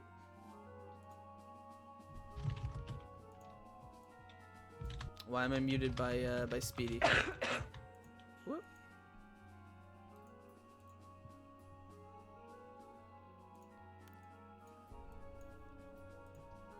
Speedy, did you try to mute yourself and mute me instead? I may have done that, yes. I was like, why is he muting me? I'm the DM. It's my mistake. Okay. Okay, so, initiatives, everyone. Thora, what did you get? I got an 18. Alright, 18. Cool. Socrates. 10. 10? Okay, Theodore. 17. 17. You guys are doing alright. Lonnie. 6. Not so great. Okay, so that means the evil dudes are going to roll. And they are going to go on a, let me check here. 9. They are not doing great here. And then Mupan is going to roll, and he is going to go on a 22. Oh, Wow. He is cooking Damn. up a storm here. All right, so the order is going to be Mupan and cooking, and then Thora, then Theodore, then Socrates, and then the evil guys, and then Lonnie. Oh, I lost my thing there. Okay, so that means Mupan is going first. He is kind of, you see him at the grill, and he's working as fast as he can. You can see he's like multiple pots going. He's working like a what's called like a saute cook on a busy Saturday night. Flipping vegetables in a skillet and like kind of turning meat over in the pan. And he says, quick, hand me the turmeric powder. And Abby, you see there's a small red container on the on the counter right nearby where you're standing. Okay, so I'm gonna try to get to that container. Is there anybody in my way? No, your back is right to the counter. You're pretty much right in the back. Okay, so I'm gonna hurry up and go get the turmeric and then Okay. out. and then bring it back to. Do you want to bring it to him? Do you want to throw it to him? Do you stay? I'm not sure if I want to throw. Actually, no. I'll throw it to him. That'll be probably better. Okay. And that would be a dex save? Yeah. Roll me a ranged attack with it's a d20 plus your dexterity bonus. Yes. All right. Let's see. Oh boy, the image on screen. I love it. I love Actually, It's anime time. dex, yes. And I didn't even add in my mod in there, so. What'd you get? So 19, 20, 21, 22 altogether. Cool. I wonder if I have any food things here. Hold on. This is literal food, like a literal food war. Yeah. The only reason why I hesitated actually throwing something is because me in real life, I'm not to be trusted throwing anything. So what'd you roll? 19. 19. Oh yeah. So he says, turmeric powder, Plus please. 3. Turmeric powder, please. And you grab this thing and you just kind of wing around and chuck it at him. You see he catches it in his hand and does like 3 quick shakes into the pot, and then he tosses it over his shoulder as he continues moving, and he says, very good. Now don't let them get over here. Teamwork. Do you want to do anything else? I'm gonna go back and I'm gonna stand in front of him and have my great sword ready. All right. So you're blocking Also- him with your sword. I don't know if I want to. How long does a rage last? I was trying to look that up. That's the whole Like, it doesn't. round of- It doesn't have a. Yeah, it doesn't have a round. It doesn't have a round counter. But you do Okay. exit rage if you spend a round without taking damage or hit or dealing damage. because I'm not sure if I'm gonna actually get damage, so I'm not gonna go into a rage now. Never mind. Okay. So that means that is your turn. Mupana's gone. Theodore, you are up. Okay, is there anything happening? They just threw the bun and it exploded, and they haven't really like spread out into the room yet, so they're still in the doorway. Okay, I would like to run towards them, kind of like a swift, like from one side to another Okay. side, with, and then take out right as I'm super close to them. I'm gonna take out my 2 short swords, and I'm just gonna like, are they holding the bun? They each have a tray with buns on them. Yeah. Okay, so I'm gonna like, so I'm assuming they're like one's like this and the other one's like this, Yeah, basically. maybe. Sure. Okay, so they're like this technically, and I'm gonna take out my short swords and I'm just gonna like whack, like roll, kind of like swish and swish, so their tray falls and then they kind of cut through their chest if possible. So, but let's roll and see if that's super cool So thing happens. So you're making 1 attack on each of them, right? Yeah. Okay. So Oh, I don't know what that a means. 22 and a 20 will hit. So you're gonna do 9 damage to one and 5 damage to the other. You will. You're not gonna cut clean through them.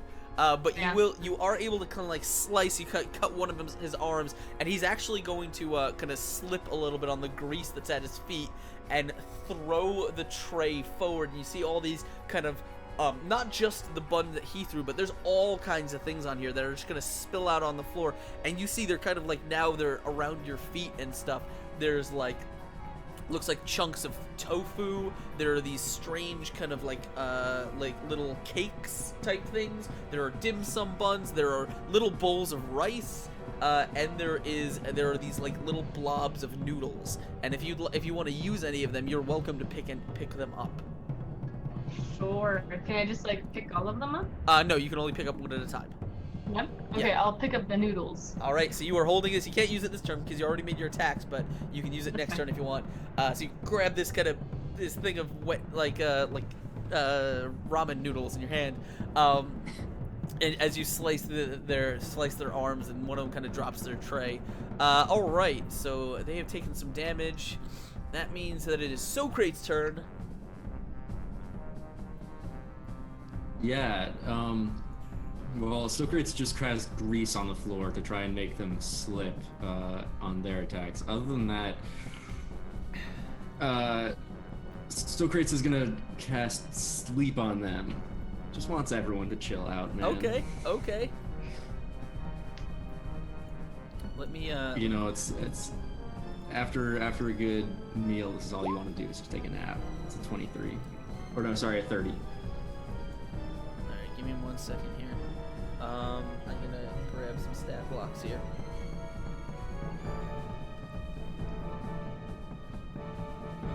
This is the one. Okay.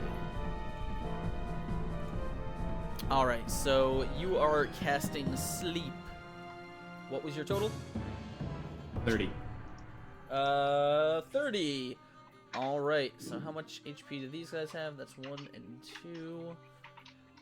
Okay. You are going to one of the guys is going to that's the one that's not carrying the tray is going to fall asleep. The other one, let me see how I gotta do math now.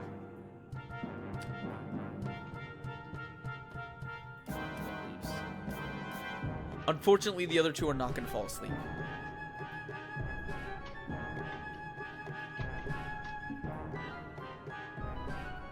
Okay, that's fine. That is all Socrates is gonna do. Okay, so you manage to drop one. All right, on their turn, the one that is asleep obviously can do nothing. The other one is going to grab a.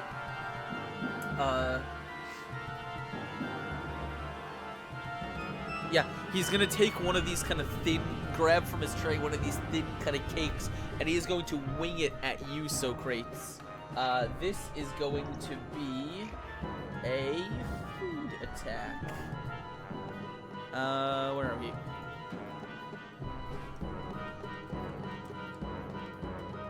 Is that 12 against you?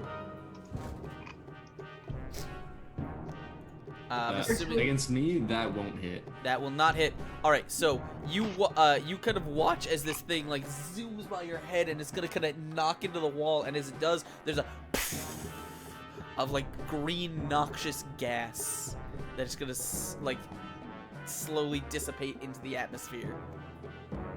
The other one is asleep, so that means Tan Wan is going to go, and he is going to charge forward.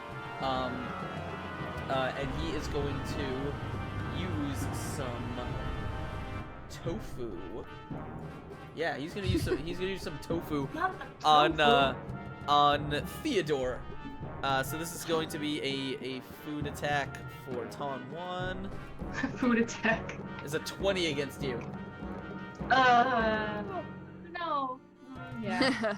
So he kind of chucks this this kind of fried tofu thing, and it hits you, and it's the oil is hot, and it's like just fresh out of the fryer. You are going to take 3 fire damage. Okay.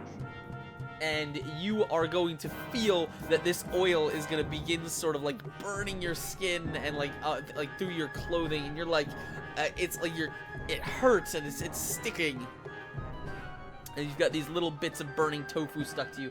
So you are, on your next turn, are going, they're gonna like slowly catch on fire. You're gonna need to save against that on your next turn.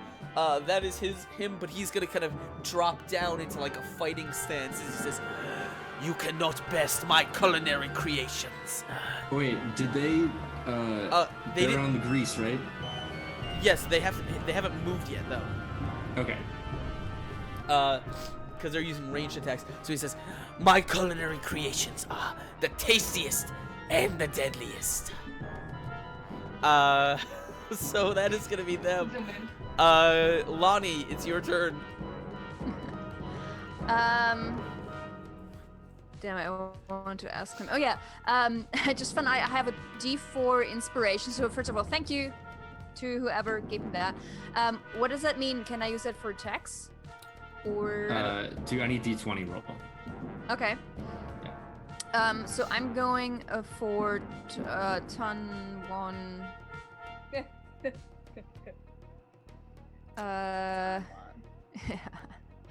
And I'm using a key point to use Flurry of Blows again. Okay. Oh no, that's not good. And then 2 unarmed strikes. So you're gonna kind of like with your staff, you kind of swing it over your head, and then you just hear clanging as you're gonna catch it on some of the pots and pans that are kind of hanging around this room, and you just like whiff whatever. Actually, sorry, may I actually use? Do I have to do I have to announce it before rolling? I still have the nat 20. Usually, yeah, usually I'm gonna say yes, but yeah, we'll say yes, cause you can't use it after you fail an attack. Like that's just, I don't know. But yeah. So who did you want to attack? The you have a bandit, a kind of a No, the beard guy, Mupan, the crouching tiger. Tanwan. Yes. All right. Tanwan. So you run up to it. Actually, I need you to make me a dexterity saving throw. That could be funny. Save. Oh boy, an 8. All right. So as you run up to him, you kind of forget that there is a puddle of grease around him, and as you hit it, your foot is gonna hit it as you swing down with your staff, and you are going to slide right past him. I will let you get one punch in as you fall to the ground, but you managed to like clock him right in the kidney. Maybe the first one goes through, then the net 20 wouldn't have been wasted. So you kind of crack him right in the kidney, and he's like, but you are actually gonna hit the ground because of the grease. So you have hit him, and now you are on your back. And that's gonna be your turn unless you have anything else. No. I guess. Well, I don't know how much of my movement I used up. If I have enough movement left to try and get up. Yeah, I'll let you get up this turn if you want. Okay.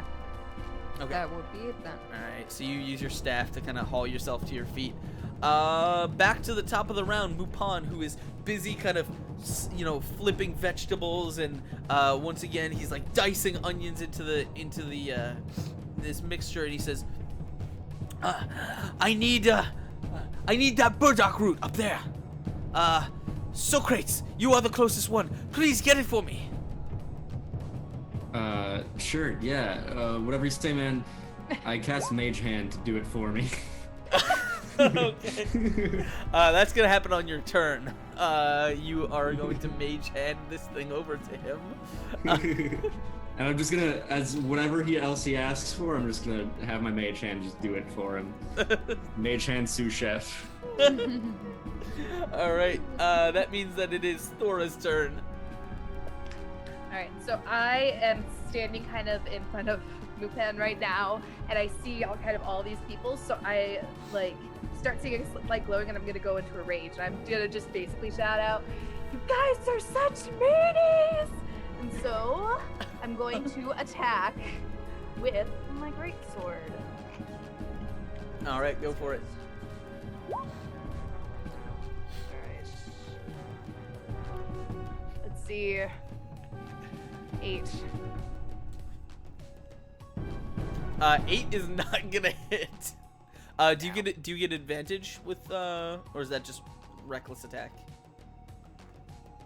With reckless attack, I think you can. Is it for level? Yes, I do have reckless attack. Yeah. Okay. Then I think that it's actually you have advantage on a melee weapon. And then. Oh yeah. Yeah. When you first take the first attack on your turn, you can decide to attack recklessly. I don't know if I didn't decide beforehand if that still counts. It's up to you. Yes. I just assume you didn't know that was there. Again, first time playing a barbarian. It's my first time. It's all good. So it's actually going to be a 26. All right. That will. Oh, yeah. Well, no, that's a nat 20. That's nat 20. Yeah, because you get advantage. Yep. All right. Yeah. Which guy are you hitting? Are you hitting the guy with the tray or Tanwan? I'll do Tanwan. Cool. She adds +2. She didn't already. Yep. On the thing. Yeah.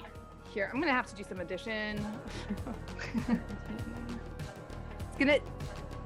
That seems like a lot. Why is it 9 + 8? Because I it's guess double. it was a crit. Doubling the dice. Yeah. Shit. So it's gonna hit for 18, 19 All right. damage. Yeah, that'll. Yeah, you just kind of Barbarians. lift your sword and you just cleave in into him, and you're gonna like just carve down like a line down his chest as he. No, you are all cowards. Let this man fight his own battles in the kitchen.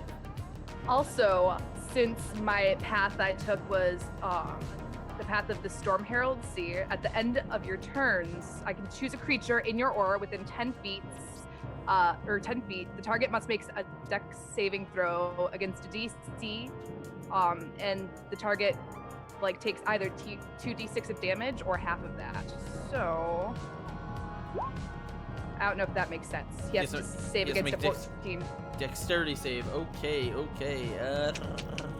Where is he? Where's his stats? Dexterity is +3. 17. Okay, so it's gonna take 5 damage instead of the 11. All right. So as your sword kind of crashes into the wooden floorboards like a bolt of electricity, it's gonna arc from you to him and kind of shock him back as he sort of ducks out of the way, but it's still gonna catch him a little bit. Yeah, he is been hurt. He is not looking great. Don't try to attack my friend here while he's trying to cook, meanie face. All right. Theodore, it is your turn. All right. So the two dudes are still standing, right? Do I know what these noodles do? You have not used them yet. You don't know what they do. Okay, so I would like to have the noodles in one hand and my short sword in another. Yeah. And I would like to throw the noodles at Tom Wan's face. All right, roll me This a range. guy's just taking. Oh. What should I roll for that? Ranged attack. Uh, D20 plus your dexterity bonus. okay. Let me see here. Oh, I have a +1. Lovely. Nope. That. I try to throw them and I just like. Okay. Roll me 1, 2. Roll me a D3. A D3. Yes.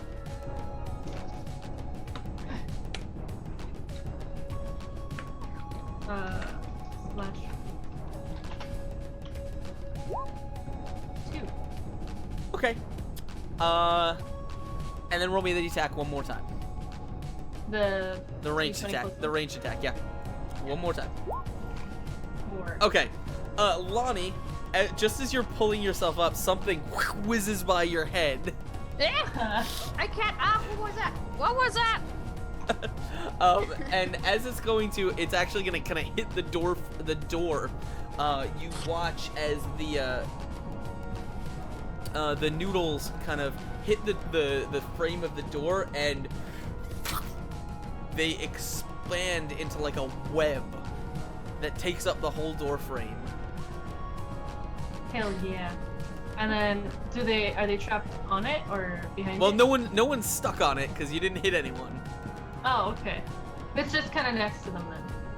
It's in the doorway, yeah, behind them. Okay. Okay. Yeah. Well, seeing as that failed, I'm just gonna rush and with my short sword. At who? Tanwan? Yeah, Tom.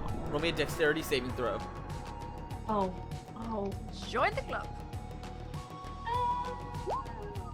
Ooh. You What do is a it? flip.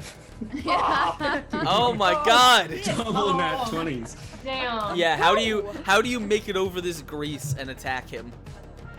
So I kind of just prance up on my feet and then super anime and like super awesome ninja skill. Trick pose. I jump and I kind of roll to him and I just kind of like aim for his face like slice. Alright, so you kind of like in the air, you and him kind of meet eyes as you like slow motion bring this blade down and just kind of like, you know in like 300 where the blade comes right down on his face, like right there, and it just kind of leaves like a mark on his face. He's like, he stumbles back, he's like, I will, You will all taste my delicious, deadly food. It's delicious still. Of course it With, is. like angry eyes. Like Seems like kind of a waste if they're just gonna die, but alright. You have no taste. These food-related puns are just getting me. digging them. All right. So that means who's up now? You did a whole bunch of damage to him. He's not looking great. Socrates, it is your turn. How do you want to respond? Well, you gotta get the ingredient, remember? Yeah, the burdock root. I mean, I can move my mage hand as a bonus action, I believe, to just do that for Yeah, me. you just right across the room. Yeah. Good work, Andy. I knew you can do it. I'm not going to attack him at all. I'm instead just going to cast Rope Trick, and a rope is going to fall from the ceiling, and I'm going to climb up it and go into an extra dimensional space, but just have my head peeking down and be like, I don't care about your deadly food, man. I'm done with this. You guys can handle this, right?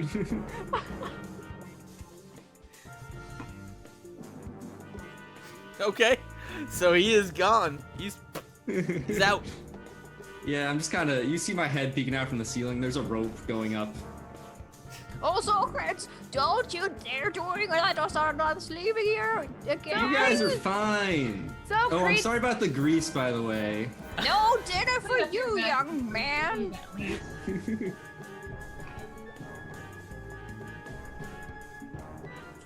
Yeah, that's all. All right. Cool. So you sorry, I was reading something. All right. So you're gone. That means that it is the bandit's turn. There's only one still up. The other one is asleep, so he is going to. He is throwing. here, before that, do we have 2 soundtracks going right now? It's it's a cacophony of sounds right No, now. I muted one. There's the there's just the one. Okay, just making sure. Yeah. I saw something in chat. So he is going to grab a bowl of rice and he is going to throw it at. You guys are all pretty. Oh yeah. He's gonna roll to see who's gonna throw it at. 1d3. Lonnie, you are getting the sticky rice. Lonnie is just I not would having a like good to round. use deflect missile. Oh. Okay. Sure. How does that work? Go, Lonnie. So basically let me double check. The damage is reduced by a 1d10 plus dex plus my Well, level. you're not taking damage. Well, basically, okay, so if it hits and if I take damage, I can use it as a reaction, it says, and then the damage is reduced by... Okay. Well, we're gonna see if That it I'm, like hits. prepping it. It does Nope. not hit. Never Nope. mind. This Never bowl mind. just kind of flies by your like face, and you you just kind of whack it First the aside with your. noodles, then the rice. Yeah, it's just food's flying everywhere, and you're just standing still, not like where's all this coming from? Oh, this is why I became a sailor. Because this never happened on boats. Wait, was No. there lava that's going around in This boats? is- It reminds me of the days when my students got all out of hand. All There's no right. discipline in here. So Socrates peeks his head. I was like, what? And goes back in. so Tanwan is going to, yeah, he's gonna take one of these kind of dim sum buns, and he is going to throw it. Actually, he is going to throw it down at the ground in front of him at the oil. Or at the grease. I need everyone to make me a dexterity saving throw. Even me? Nope, not you. I'm in an extra dimensional space. All right, we get it, Mister. I'm too good to be here. Yeah. I got a 4. All right. I've got a 23. Damn. Rip And me. he got a 17. All right, so Lonnie, That's- you vault out of the way. He is going to kind of dive backwards, Actually, we're going to see about the noodles in just a second, but the rest of you guys are going to take... you guys are going to take... 9 fire damage from the exploding flaming bun.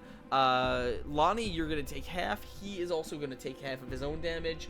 And he is going to...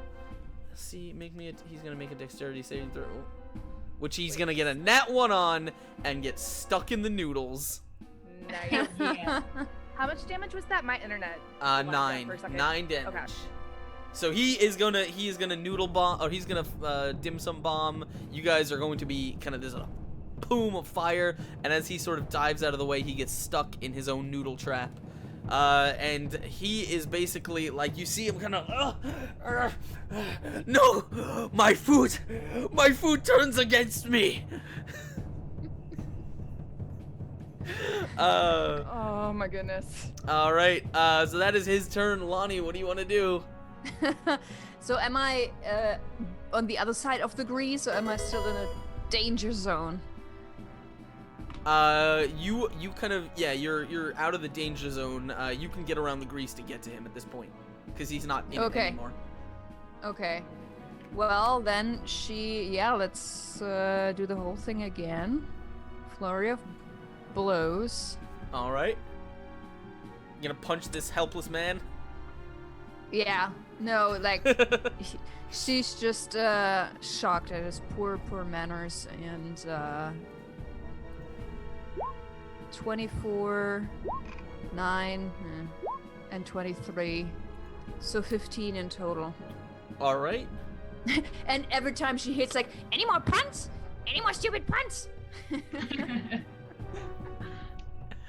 How do you want to do this? Well, actually, so the first time she just pokes him really hard with the staffs, probably like knocking the wind out of him. And then when he's just hanging there, she's just going in with her fist, sort of. Any more punts? No. So he is stuck in his thing. You kind of like knock the wind out of him. He's like, oh! And you're like as you just walk up to him, you just crack him right in the face, and he's just slumps like he's hanging on the noodles. The other kind of sous chef that came in with him is still holding the tray. He kind of looks around like, huh?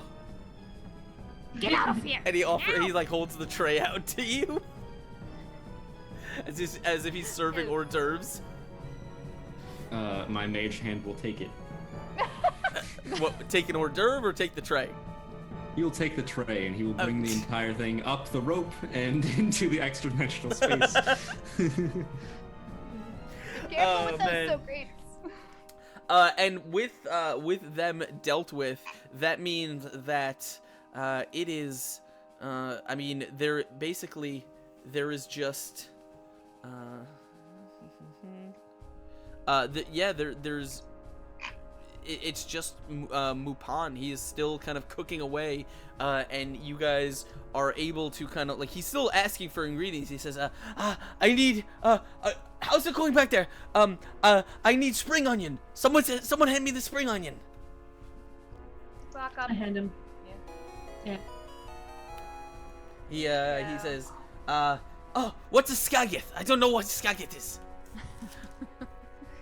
Well, It's a special type of onion, I believe. It has a very, very nice flavor to it. Throw it in the garbage. I don't need it. And so he will, you guys, The rejection. You guys can, like, Mupan will kind of, as he kind of, like, you see him kind of, like, slam the lid down on this pot, he turns to you and he says, is it done with? How's everything over here?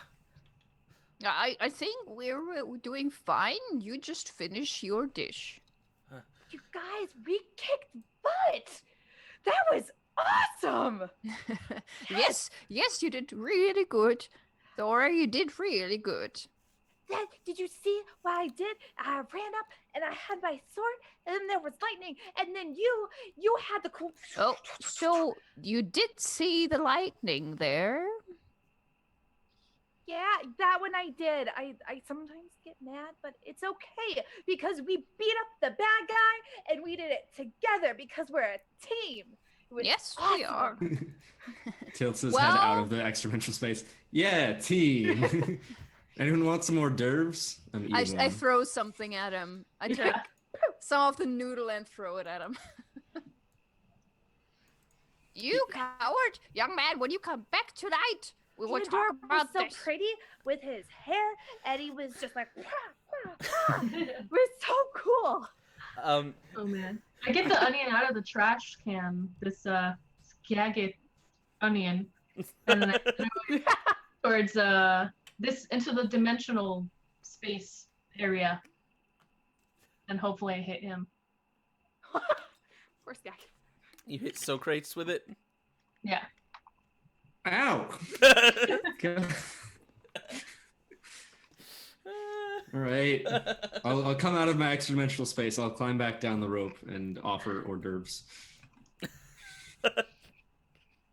Not eating any more Not of sure that. if I was gonna say, not sure if anybody will want to eat any of that. Are these deadly hors d'oeuvres? I say as I'm assume eating them. Well, That's Instead how of the campaign cross my ends. He arms. just explodes. We'll find well, out. we shall see. You just go ahead and eat them. We're just standing right here and watch you. And taking a step back.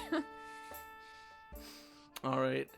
So you guys basically, now that he has his pot, he has the lid on his pot. He is, I mean, all that's left is to just let the stew simmer. And he says, I did not expect the Adamantine chef to be a cheater. I did not expect him to stoop to such methods. But I think we can show his dishonor and win the competition. And Well, I mean, he's in no condition, and I sort of take him, sort of pull up his hat, take him by the hair. I don't think he's able to cook anyway right now. So does that mean that he forfeits? Does that mean that you're the winner? well, he cannot present a dish, but I still have to present one to the Emperor, or I will lose also. Well, that makes sense. That makes sense. You can do this. You've been working really, really hard, and then we got all the ingredients, and we beat people up. Got this.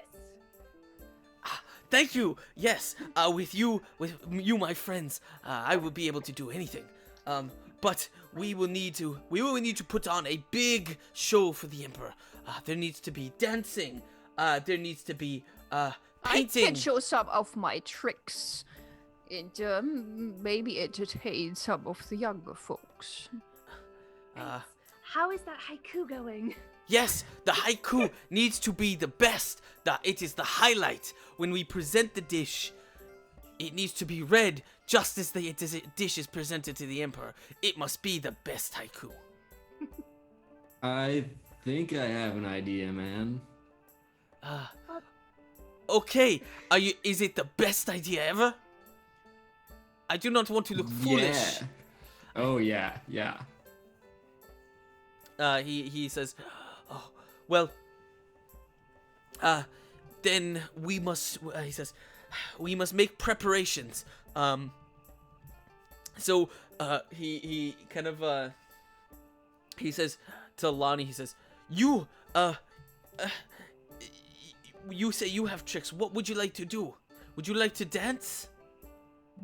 I'm not good at dancing, but I can show them some of my moves, especially the young people. They like that. What do you, Okay, is it like dancing? Well, it is basically like fighting, but without actually hitting or hurting anybody. Like kung fu fighting. Well, I guess you could call it that, yes. Kung fu fighting. Everybody was doing Yeah.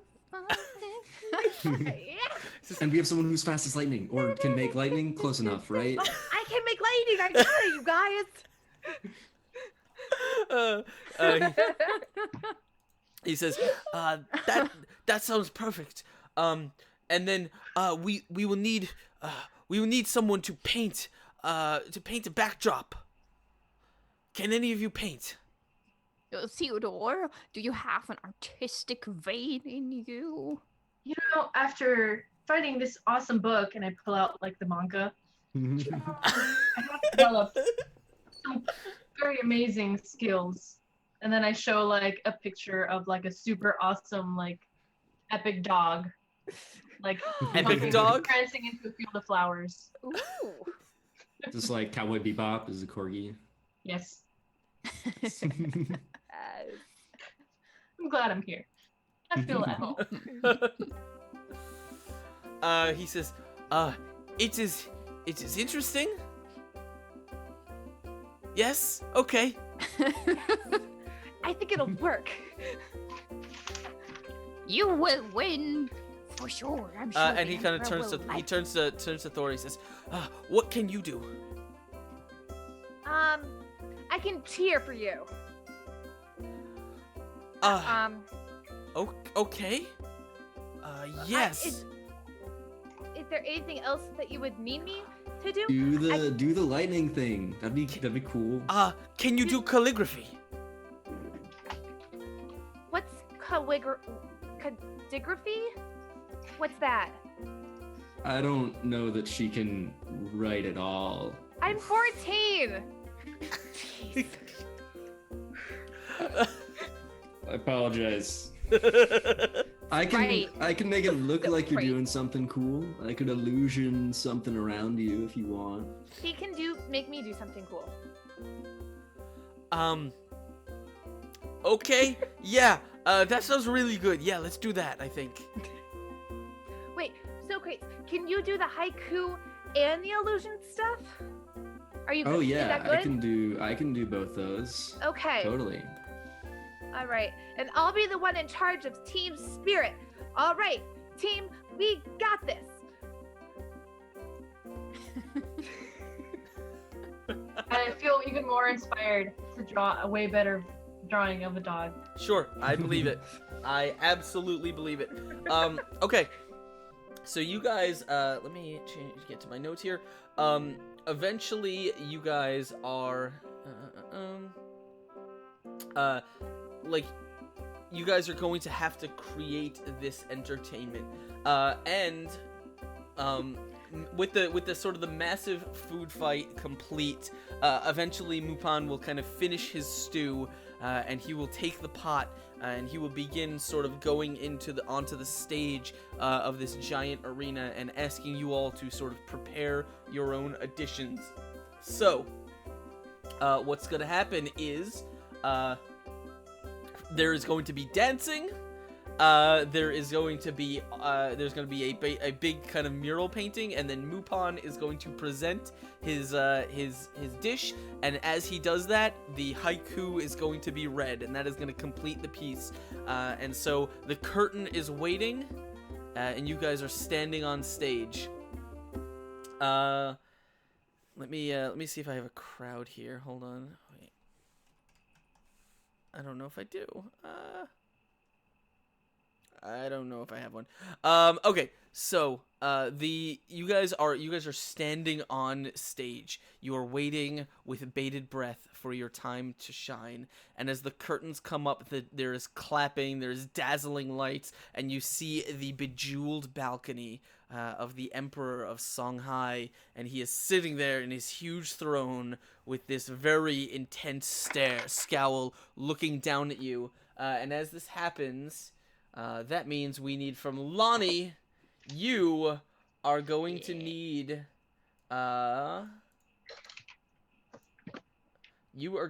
to roll me a performance check.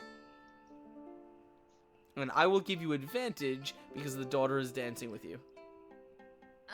I mean, she's just showing a form, so a sequence of stances. Close enough. And swing. Okay. Oh god, I don't know. Shit. She twerks. Can I use a D4 for that? The inspiration? Sure, you can. Remember your nat 20s if you need them. I thought I used that up. No, I'm saying if you With have the- if you have them, Okay. then you can use them. Yeah, speaking of twerking, I bet Theodore tried to teach twerking to Lonnie, but I don't think it worked out. She's probably dislocated something. Oh Oh, god. Theodore master twerker. Mm. So she goes into her form. She's like, ah, crack. And you like. and this is what we call the silent panther. Thora, I can't move. Just stays. I can't move. The crowd is kind of silent. I hear. Yay! Yeah. I feel very inspired, like a All right. single team is just like So you are going to have to show me, either a perform or other applicable skill to show us how well you did on your painting. sure. What do I have? I'll roll for performance. Or is that right? Can I I use think your you still have a nat 20. 20? You can Yeah, use your I'm nat. gonna use my You can use your nat 20. Yeah. Yeah. So as it's my turn to draw, I'm just.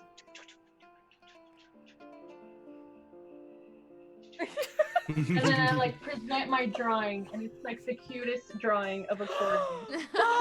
Can't see it. I. Oh, that's great. You get the crowd. Take a go, picture of that and put it on Twitter, "Oh, please. please." Um, And I As- feel like super proud, and it's just like. as she does, I'll cast minor illusion to make cherry blossoms appear behind her. And I suddenly have like reading glasses now, and I push them in, and it's like the And whole. they like, flash. white- yeah, like All right.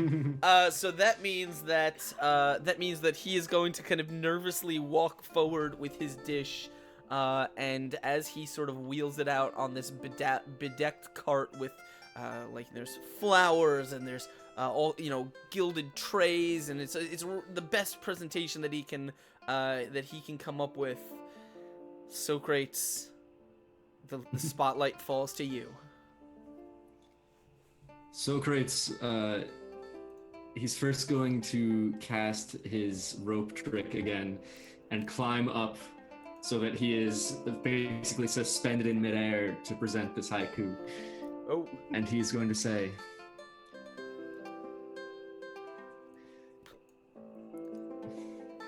God, I was thinking about this, but now, oh god. It's all you. so nervous.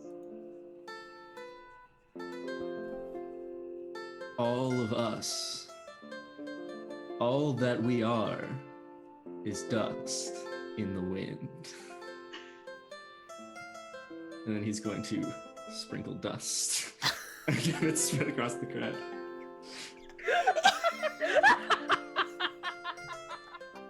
It's not even a haiku!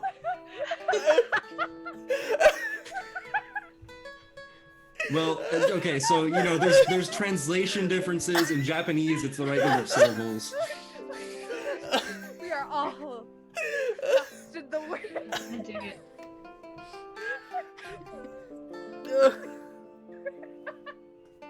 Roll me a performance check. 18. Oh, that was very good. Yep. You the crowd is silent. Thora's like Silent crying for as the musicians sort of stop. You guys are standing on stage. Hold on 1 You second. hear Lonnie moaning silently. She's still in that pose. And as after a very what seems like a very tense moment, you guys hear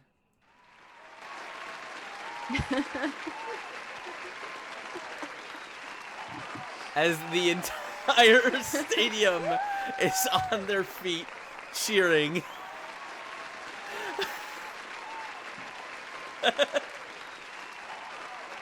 Nailed it. And as the crowd is cheering, you see the Emperor himself. Just very, very large man.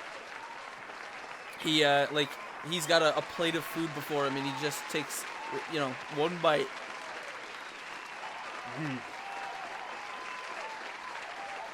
And with that, the let me see here. The hold on.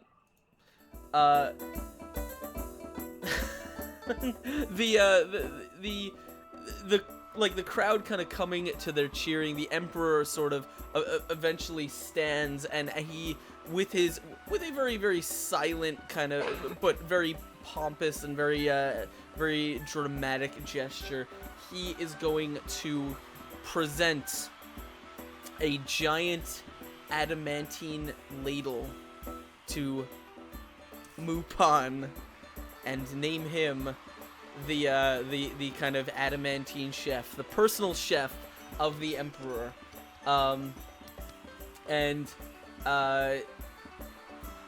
As he kind of has this, he's gonna kind of turn to you and say, "Thank you, friends. I don't know how to thank you for this. This is the greatest day of my life, and I could not have done it without you."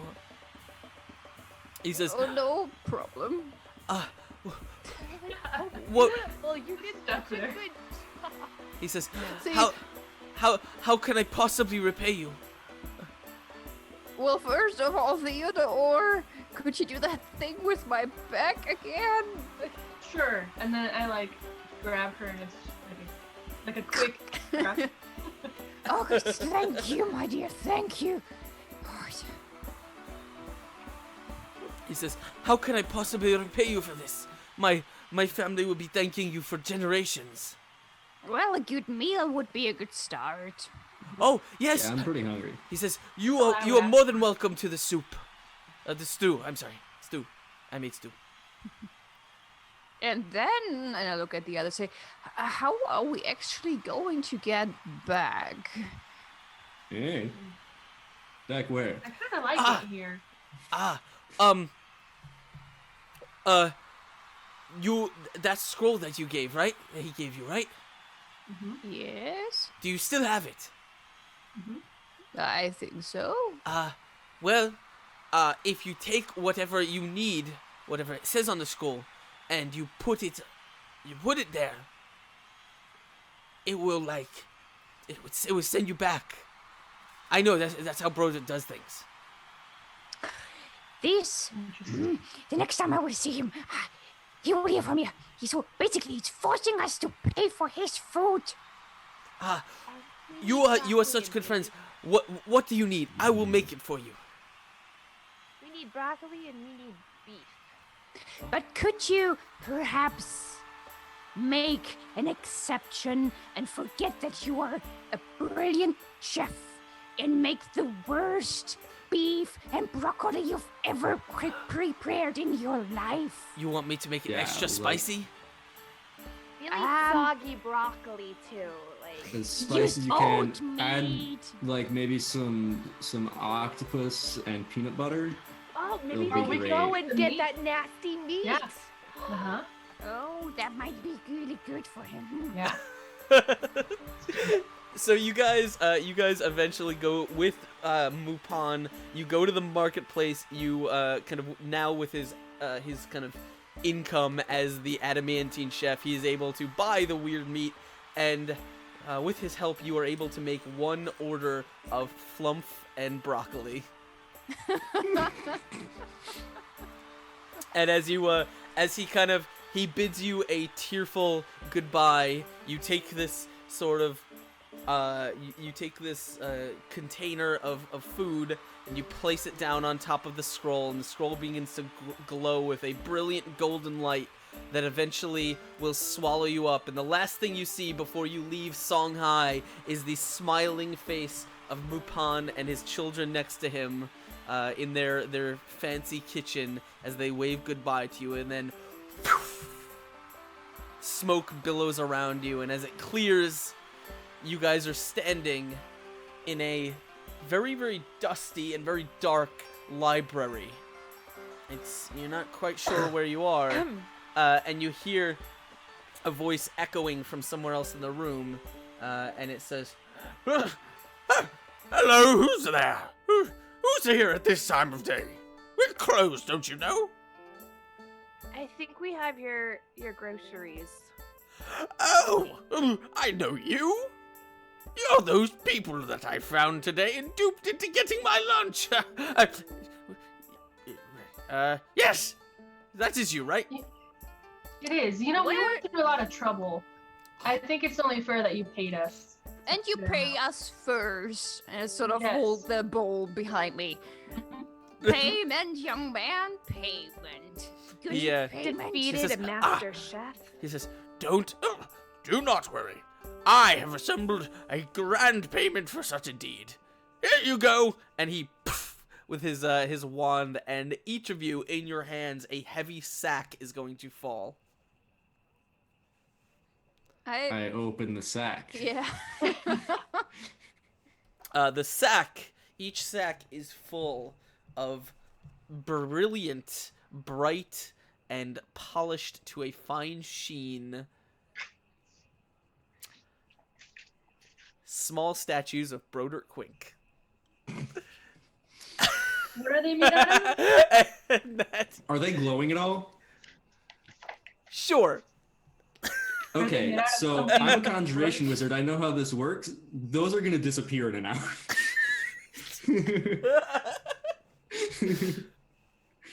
Yeah, so Lonnie would probably give Socrates a question, sort of like a questioning look, and probably receive a little, like a... Well, it's okay. I say we give it to him. Yes, he deserves his food, don't you think?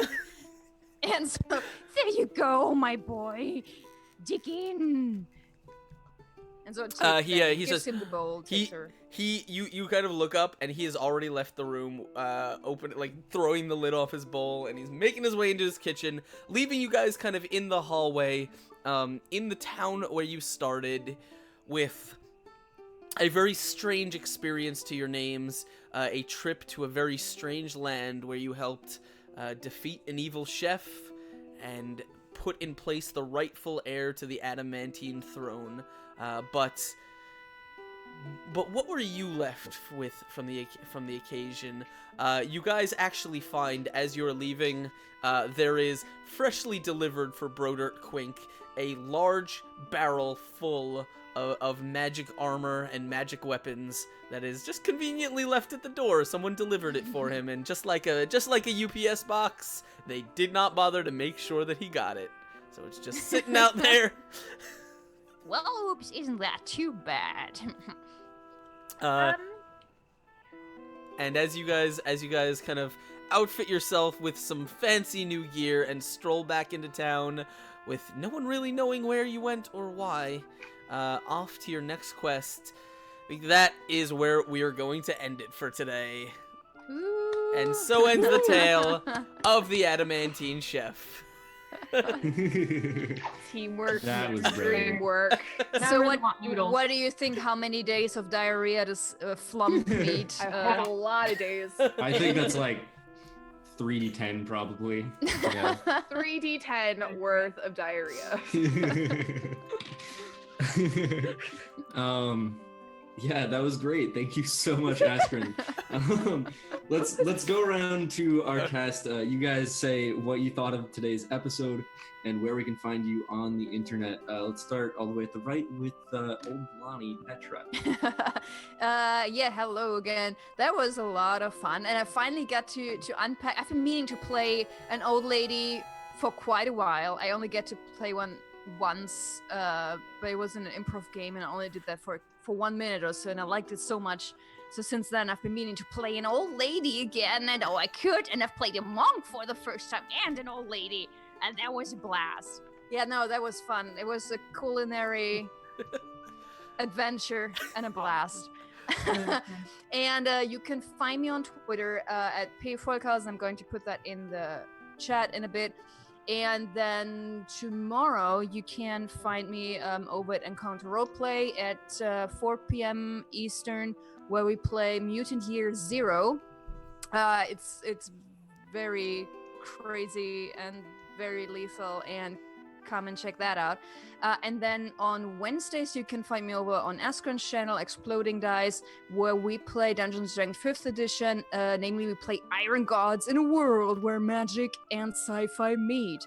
And that is every Wednesday at 8 p.m. Eastern. Yes. So come and check that out as well. And that's would be it. That's all I have for now. Awesome. Yeah, thank you so much. Let's go on to Theodore or Anna. Hello. What did you think? And, So I had a blast. I don't think I've ever played a game of D&D with food involved, but it's my jam, and I feel like it was perfect. I feel like for my character too, because food wars and anime, and Theodore just wants to be a cute anime girl. That was very convenient. I was like, did you change that to I be know. for that? Like, No, I I said she's an anime girl, and then suddenly we're in Japan. Yeah, I actually like. I thought that was really funny because I hadn't told anyone anything about that. Yeah. That was It wasn't perfect. planned, I swear. It was great. But you can find me on Twitter and Instagram as AnaBPhoto, or Twitch sometimes. I stream with Encounter Roleplay on Wednesdays at what time? 10 a.m. Pacific Standard Time and 1 p.m. Eastern, I think. I don't know. Sounds right. Follow and find out. The end. Awesome. Okay. Yeah, thank you. Yeah, that was a lot of fun. I love the anime girl. That was Male amazing. dwarf. I know this really hairy like dwarf. Like It's like, oh, The I anime just glasses and the cherry blossoms, beautiful. And that corgi, Amazing. perfect. That was best I'll song post that on ever. Twitter. Yeah. Yeah. Thanks. And Abby, what did you think? Oh my gosh, that was so much fun. It's really funny because I just started a campaign where I'm gonna be playing a kind of like serious, like very angsty character. So I was like, I don't want to do anything that's like super. So I was like, oh, I'll just do like a tiny little girl with barbarian powers. It was so much fun. So thank you guys for inviting me. I don't really stream anything, but every Friday you can find me on the channel on the Forefront. I am doing a campaign Out of the Abyss, no party mode, which is basically this module, the Into the Abyss. We're playing actual NPCs in the campaign. So it's super, super cool. You should check it out. Huh. Yeah, I know. And you can also hit me up on Twitter at Crazy Story Lady.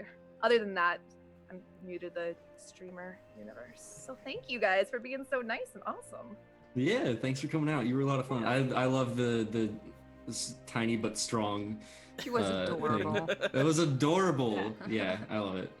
And yeah, go check out On the Forefront. He's also on Exploding Dice on Saturdays with me, and on my channel on Mondays. He's awesome. Thor's fantastic, so go follow him. To see more of Abby too. Yes, you can see more of my face. Yeah, little face. Askren, last but certainly not least, thank you so much for doing all that awesome DMing and all that food. Made us all hungry. Tell us what you thought and where you are on the internet. Hello, everyone. My name is Askren, and I have been your dungeon master for the evening. I am a Twitch streamer. I stream Dungeons and Dragons. As you can see, the link is right there on chat. You can find me over at twitch.tv/explodingdice. We have live role-playing just like this. Every Wednesday with Iron Gods, which is a sci-fi fantasy mashup. That's at 8 p.m. Eastern. And then you can find us on, that was Wednesday, and then Saturday is The Writhing Moon, which is an open legend horror game with this weirdo over here going slowly crazy every episode, and it is a ton of fun, and I have a blast. So we'd love to have you guys over there.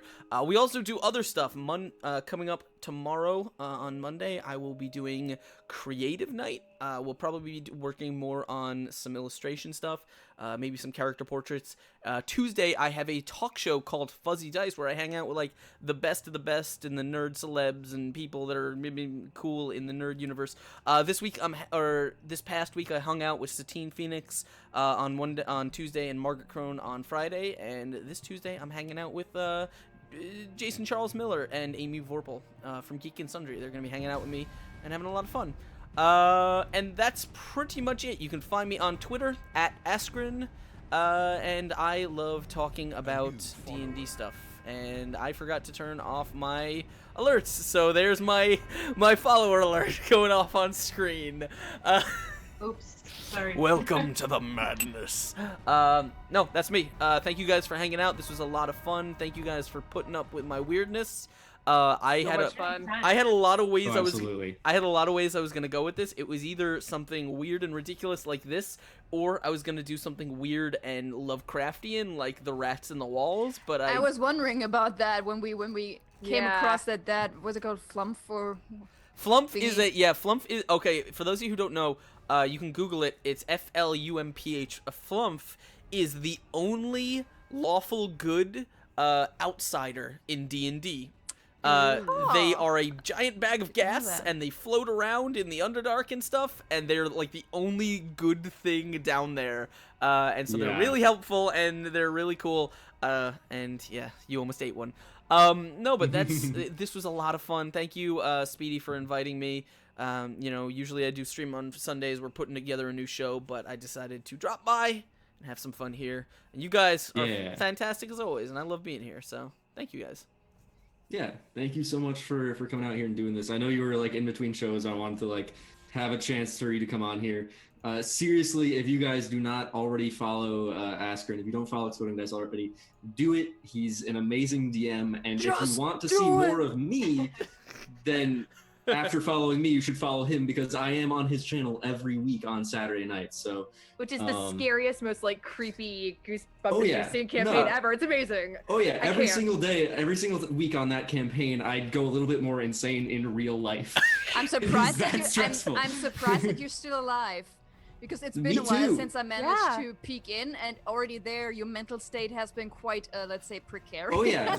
After last episode, I started the campaign a little bit crazy, and it's only gotten worse. So, we've gone through like torture porn. We've gone through like which is just funny. about I think everything. The first time I like logged in to watch it, like you guys were in a brothel, and I think you were like about to either have like weird sex with this lady or kill her. I wasn't quite sure. I was interrogating her, but she was a prostitute. Interrogating her. Yeah, it happens. It happens. Okay. Don't look at me like that. Don't stop judging me. Follow ExplodingDice to see that stuff. No, it's seriously. But yeah, that is ExplodingDice. Thank you so much for being here. As we end, I want to throw out a few announcements out there. My name is Speedy. I am the host of NotSoSpeedRuns. I'm a variety and D&D streamer, so I do video games as well. I do D&D now 3 times a week on this channel. So on Mondays, I have my long-running D&D 5e campaign, Dungeon Runners, where we're playing through Horde of the Dragon Queen right now.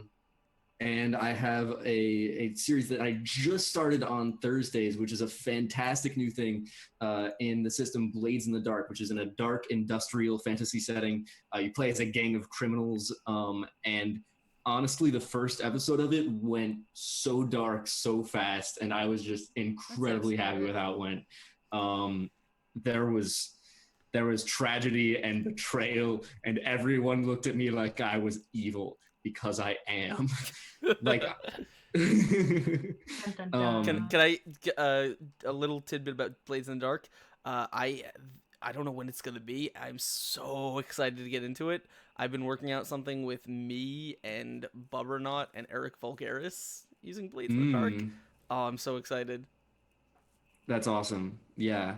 Those are also really cool streamers. And doing Blades in the Dark is a fantastic system. I honestly very much recommend it. Come back on Thursday to see that.